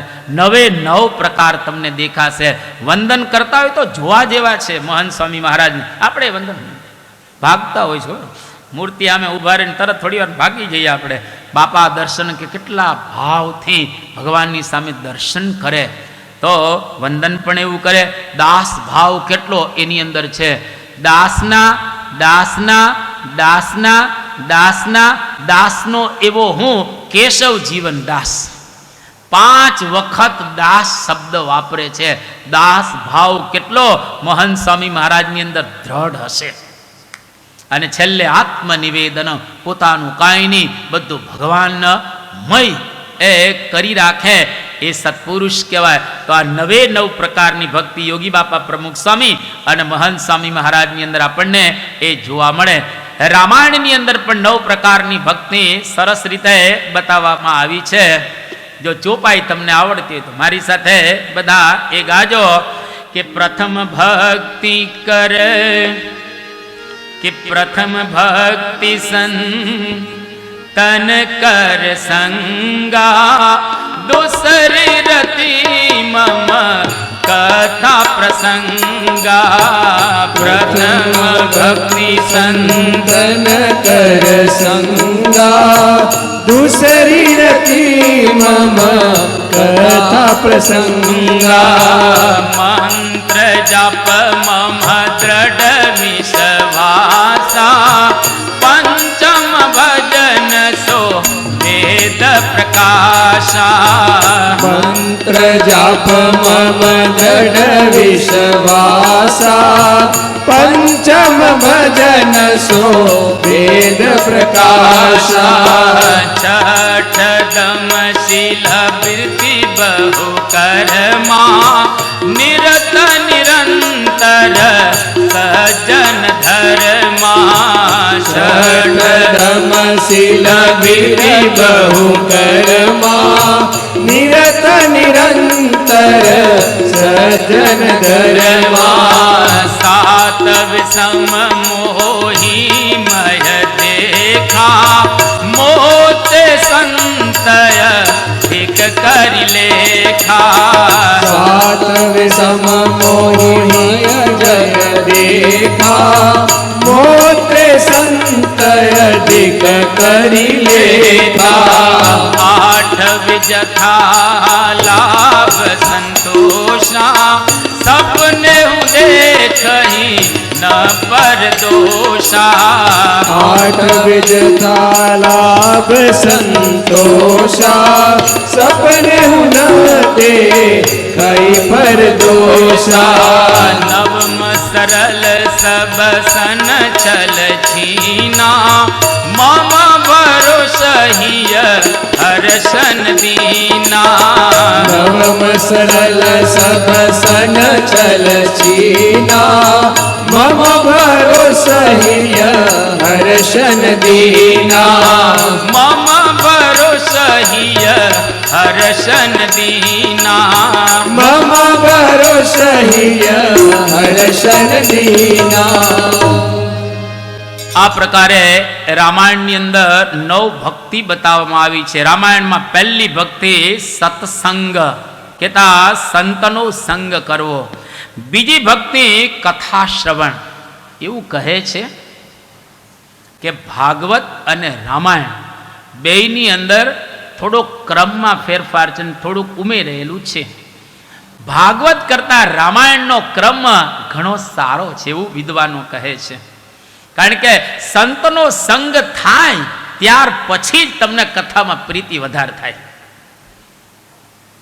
હા, શ્રવણમ એ ભાગવતનો ક્રમ, અને પ્રથમ ભક્તિ સંતન કર સંગા, દૂસરી રતિ મમ કથા પ્રસંગા. એટલે રામાયણનો ક્રમ સરસ છે, બેયનો સારો જ છે, પણ વિદ્વાનોના મતે ત્રીજી ભક્તિ ગુરુ સેવા, ચોથી ભક્તિ ભગવાનના ગુણગાન ગાવા, પાંચમી ભક્તિ મંત્ર જાપ મમ દૃઢ વિશ્વાસા, અને છઠ્ઠી ભક્તિ શીલ કેતા ચારિત્ર બરાબર રાખો, સાતમી પ્રભુમય જગતને જોઉં. સિયા રામમય સબ જગ જાની કરહું પ્રણામ જોરી જુગ પાની. છેલ્લા દિવસે આપણે જોશું. અને 8મી સંતોષ રાખવો, 9મી ભગવાનમાં વિશ્વાસ અને સંતને અધિક કરીને માનવા. આ બેનો ક્રમ જુદા પ્રકારનો, પણ બંને ભેગા આપણે કરી દેવાના. ભક્તિની અંદર 5 વસ્તુ બરાબર રાખવી જોઈએ. અત્યારે 12 ને 20 થઈ છે, 12 ને 30 છોડવાનું છું. એટલે આ ભક્તિની અંદર બરાબર રીતે આપણે 5 વસ્તુનો ખ્યાલ રાખીએ. એક તો ધર્મની સાથે ભક્તિ કરવી જોઈએ, સ્વભાવ ટાળીને ભક્તિ કરવી જોઈએ, સાચા સંતને મળીને ભક્તિ કરવી જોઈએ, અને પ્રગટ ભગવાન એના વિશે દિવ્ય ભાવ અને મનુષ્ય ભાવ એક રાખીને ભક્તિ કરવી જોઈએ. અને છેલ્લે શિક્ષાપત્રી પ્રમાણે આત્મારૂપ થઈ અને પરબ્રહ્મની ભક્તિ કરવી જોઈએ, જે આપણી સંસ્થાનો સિદ્ધાંત છે. અક્ષરરૂપ થઈ અને પુરુષોત્તમ નારાયણની ભક્તિ કરવી જોઈએ. આ પ્રકારે આપણો સિદ્ધાંત રહેલો છે. અહીં આગળ હવે પ્રહલાદ ધીરે ધીરે મોટા થવા લાગે છે. હિરણ્યકશિપુ મારવાના ઘણા ઉપાય કરે છે. 108 મર્મ સ્થાનો આપણા શરીરની અંદર છે. તમામ મર્મ સ્થાન ઉપર પ્રહાર કરે છે પ્રહલાદને મારવા, પણ મરતો નથી. કારણ કે જેને રામ રાખે એને કોણ ચાખે. जितने तारे गगन में उतने शत्रु होय, जिस पे कृपा रघुनाथ की बाल बांको न होय. જેની પર ભગવાનની કૃપા હોય એનો કોણ વાળ વાંકો કરી શકે. પ્રહલાદજીને પીડા બહુવિધ દૈત્યપતિએ દીધી જોને સુખડા જેવી સહન કરી તો કેશવ રક્ષા કીધી જોને. ભગવાન પડે પળ એની રક્ષાની અંદર રહેલા છે. પ્રહલાદ ભણવા જ્યારે જાય છે ત્યારે અસુર બાળકોને પણ ઉપદેશ આપે છે. એની વાતો વિસ્તારપૂર્વક આપણે અહીંયા આગળ જોતા નથી. બાળકો કહે છે કે પ્રહલાદ, તમને આ ભક્તિ ક્યાંથી ઉદય થઈ? ત્યારે પ્રહલાદ પોતાની વાત કરે છે કે હું નાનો હતો એ વખતે મારા પિતા પોતે તપશ્ચર્યા કરવા ગયેલા, અને ઇન્દ્ર આવીને મારી માતાને પકડી જાય છે. અને એને એવો સંકલ્પ થયો હતો કે આ કયાધુના પેટમાં જે બાળક છે એને મારી નાખો, જેથી હિરણ્યકશિપુનો વંશ આખો જતો રહે. પણ એ વખતે નારદજી આવ્યા અને નારદજી ઇન્દ્રને સમજાવે છે કે જો ઇન્દ્ર, આ કયાધુના પેટમાં જે બાળક છે ભગવાનનો મહાન ભક્ત છે, તું એને મારી નહીં શકે, માટે એને છોડી દે. અને મારી માતા એને છોડી દીધા. અને પછી મારી માતા ઘરે આવવાને બદલે નારદજીના આશ્રમની અંદર અમે જઈએ છીએ. પ્રહલાદ તો પેટમાં હતો અને મારી માતા નારદજીના આશ્રમમાં જાય છે, ત્યાં રહે છે. માતા દરરોજ કથા વાર્તાની અંદર બેસતા હતા. હું તો પેટમાં હતો, પેટમાં રહ્યો હું ભગવાનની કથા સાંભળતો હતો. અને ત્યાં મને આ સંસ્કાર પડ્યા છે. એને લઈ અને મારામાં ભક્તિ ઉદય થયેલી છે. જે બહેનોના પેટમાં ગર્ભ રહ્યો હોય એ ગર્ભ પણ સમજી શકે છે. અત્યારની સાયન્સની ભાષામાં કહીએ, મેડિકલ સાયન્સની ભાષામાં, લગભગ 3 અઠવાડિયાની આજુબાજુનો સમય થાય ત્યારે અંદર ગર્ભમાં આત્માનો પ્રવેશ થાય છે. થોડુંક પ્લસ માઇનસ પ્રવેશ થાય. એ જીવાત્મા એ આપણા જેવી ભાષા નથી સમજતો ત્યાં આગળ, કારણ કે ભાષા ભણ્યો નથી, પણ એ બધું જાણે છે એની માતા દ્વારા. માતા શ્વાસ લે ત્યારે શ્વાસ લે, પેલી નાળ હોય ને એના દ્વારા બધું જ ત્યાં આગળ સમજે છે. માતા જો એ વખતે પવિત્રપણે રહે અને માતા ભજન ભક્તિ માળા માનસી કથા કીર્તન પૂજા વંદના અર્ચના બધું જ કરે, એનો દીકરો બહુ સંસ્કારી થાય, એની દીકરી પણ એટલી જ સંસ્કારી થાય. આ ગર્ભ સંસ્કારની અંદર બધી વાતો કરવામાં આવેલી છે, જેનો વિસ્તાર આપણે નથી કરતા. પણ પ્રહલાદ ગર્ભની અંદર આવા સંસ્કારો પ્રાપ્ત કરે છે.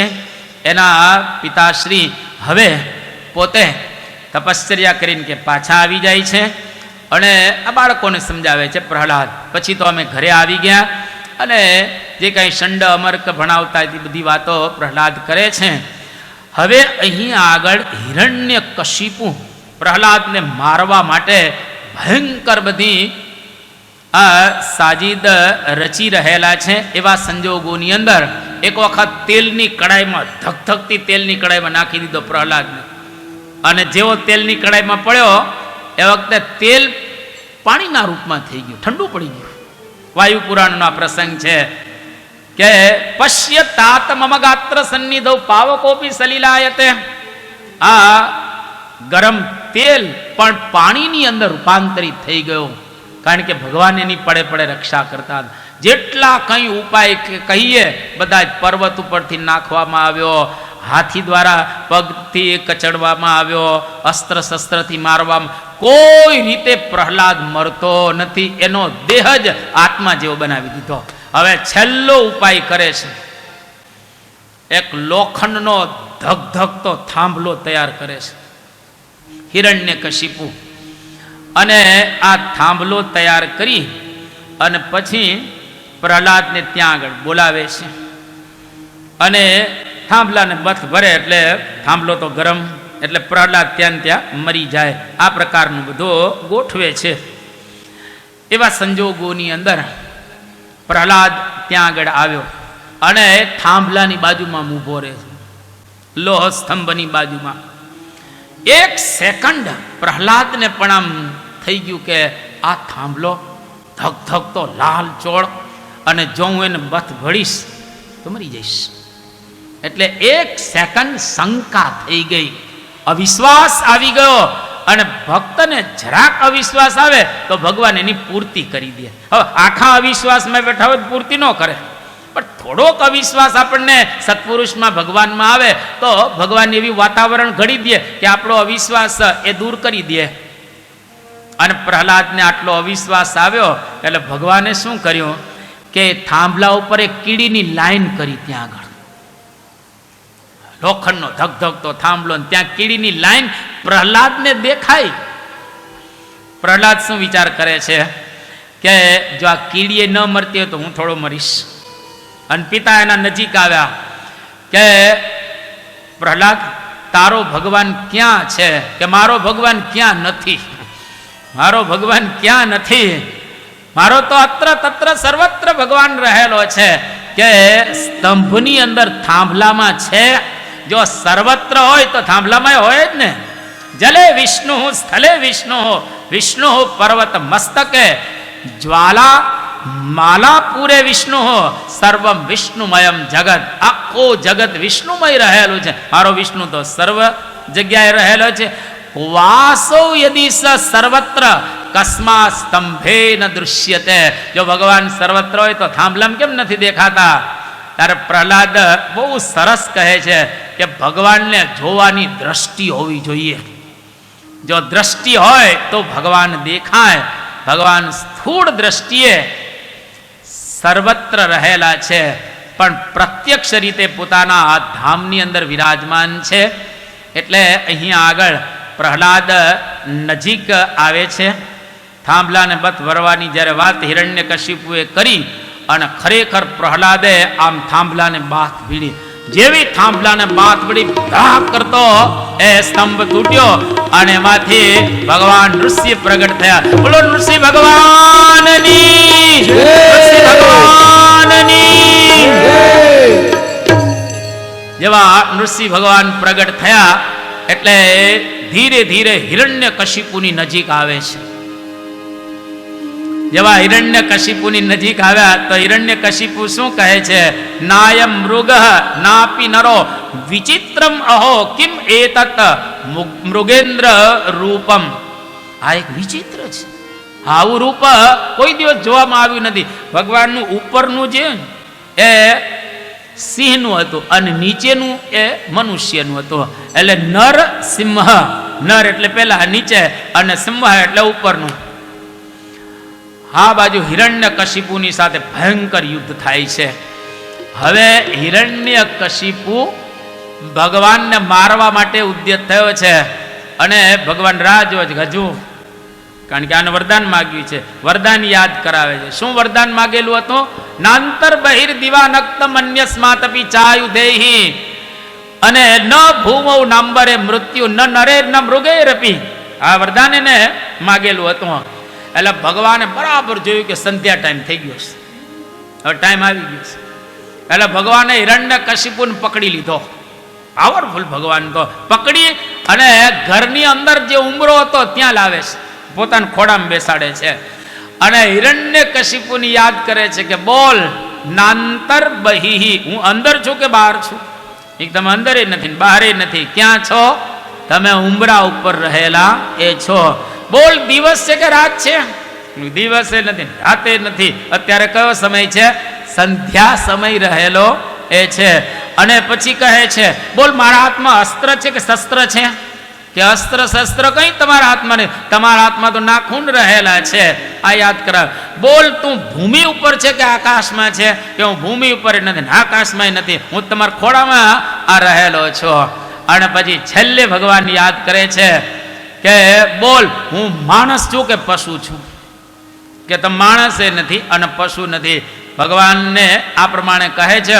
ભગવાન જોરથી ગર્જના કરે છે અને જોરથી ગર્જના, કારણ કે સિંહ હતા અને સિંહ ગર્જના કરી અને બે હાથે જોરથી આ હિરણ્યકશિપુની છાતીની અંદર એ ભગવાન ત્યાં આગળ નખ મારે છે અને આખી છાતી ચીરી નાખે છે.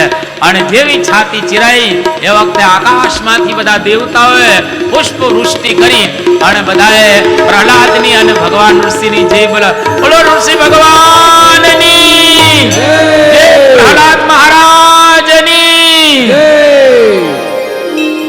હવે આ પ્રમાણે ભગવાને હિરણ્યકશિપુનો ઉદ્ધાર કર્યો. જેવો હિરણ્યકશિપુનો ઉદ્ધાર થયો એ વખતે ભગવાન ભયંકર એને ક્રોધ ધારણ કરેલો છે. એટલે એ વખતે લક્ષ્મીજીને કહે છે કે તમે નજીક જાઓ. કે ભાઈ અત્યારે નહીં હો, અત્યારે નજીક જવાય નહીં. અને પ્રહલાદ નજીક જાય છે અને ભગવાન પ્રહલાદને ચાટવા લાગે છે, એને પ્રેમ કરે છે અને ભગવાને પ્રહલાદનો આ પ્રમાણે મોક્ષ કર્યો અને હિરણ્યકશિપુનો ઉદ્ધાર કર્યો. જુઓ પ્રહલાદે પણ નવ છોડ્યો, નિજ તાત તણુ સગપણ તોડ્યો, દ્રઢ કરી મોહન સંગ મન જોડ્યો, તન ધન જાતા હરિજન હોય તે હરિભક્તિથી નવ ચડે. તો આપણે પણ આવી રીતે પ્રહલાદની જેમ ભગવાનની ભક્તિ કરવી જોઈએ. જો એવી રીતે ભક્તિ કરીએ તો આપણે ભગવાનને પ્રાપ્ત કરી શકીએ. બરાબર આ સ્કંદની પણ સમાપ્તિ કરીએ છીએ અને 12:30નો સમય થયો છે. કારણ કે વચ્ચે થોડું ઘણું તમે કરી લીધું હોય એટલે આજે આપણે થોડુંક લંબાવેલું છે. કાલે બરાબર સમય પ્રમાણે આપણે કથા પૂર્ણ કરીશું. 2 મિનિટ ધૂન બોલાશે.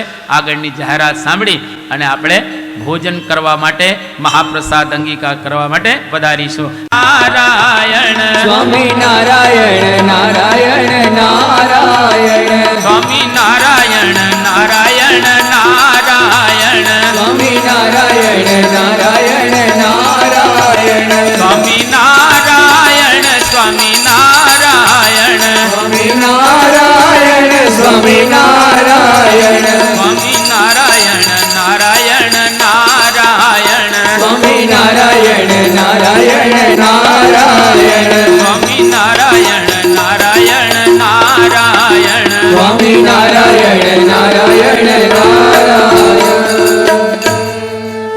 શ્રી સ્વામિનારાયણ ભગવાનની જય. ટટાર બેસી બે હાથ જોડી અને જે કંઈ આપણે શ્રવણ કરેલું છે એને આત્મસાત કરતા કરતા આ વિદાય મંત્ર પૂર્ણ થાય. આપણા બે હાથ પોથી બાજુ લંબાવી મસ્તક, આંખ, કંઠ અને હૃદયે આપણે એને ધારણ કરી અને જાહેરાતને સાંભળીશું. ગુણાતીતં ગુરુ પ્રાપ્ય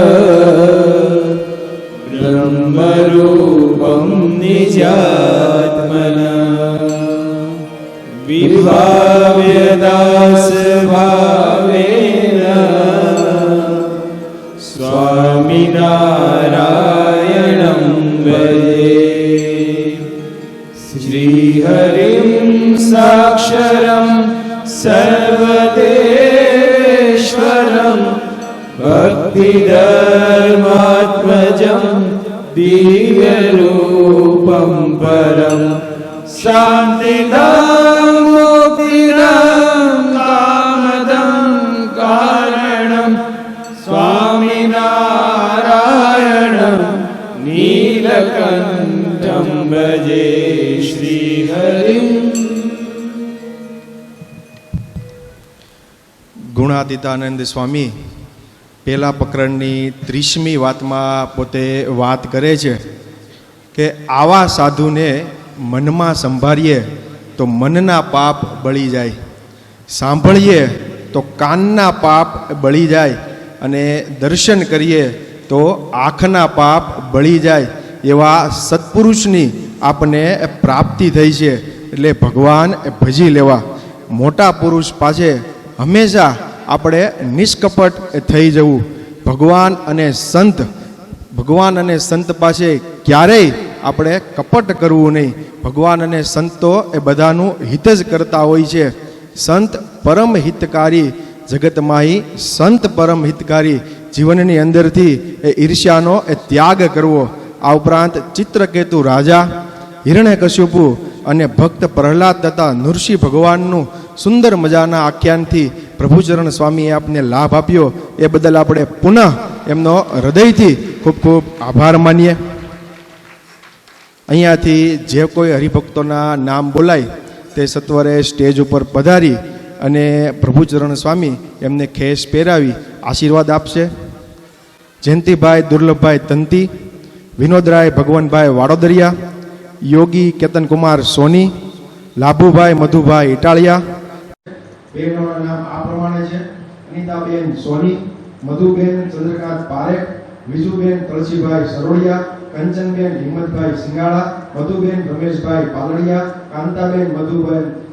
કાંતાબેન મધુભાઈ ઈસામલિયા, રસીલાબેન હિરજીભાઈ મધુકિયા, અનસુયાબેન રજલાલભાઈ ધડુ, મંગીબેન વિઠ્ઠલભાઈ ધડુ, શારદાબેન કાળુભાઈ બાલદા, ગોદાવરીબેન કરશનભાઈ પટેલ, દીપિકાબેન વિશાલકુમાર ગઢિયા, જયશ્રીબેન કિશોરભાઈ બંદરિયા, રક્ષાબેન બિપિનભાઈ દેસાઈ, કલ્યાણીબેન કમલેશ. એવી રીતે આવતીકાલે આપણે સુંદર મજાનો આ પિંડદાનનો એ આજ સભા મંડપની અંદર રસોઈની સેવા છે. એમના નામ આ પ્રમાણે છે: નેમુભાઈ વીરજીભાઈ ધમેલિયા, મધુબેન ચંદ્રકાંતભાઈ પારેખ,